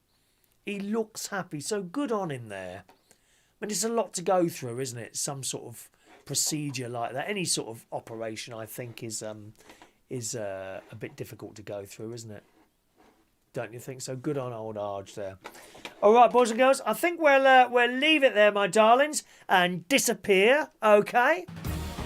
Thank you very much for joining us, sir, today. Now, don't forget, from this week, we start our new show days. The next show will be on Sunday nights. So from now, it will be Sunday, Tuesday, Thursday, 8 p.m. Sunday, Tuesday, and Thursday, 8 p.m. from now, my darlings. All right. Tomorrow, I'll be back on the radio on Reach On Air. There is a little slide. I can't find it now. Oh, it's on here, isn't it? It's on a button. There we go. That's where I am tomorrow morning. ReachOnAir.com. Look at that new poster. Do you like that? Lots of little pictures of me in various ages.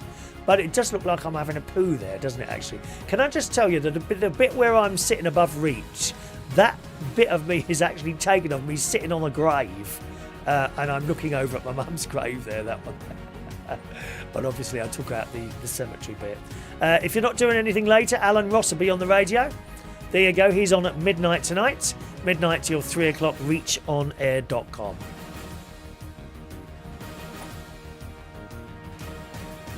Hope you enjoyed the show tonight. Next chat show, Sunday night, 8 o'clock on this channel. Have a lovely evening. Thanks for watching and listening. Good night now.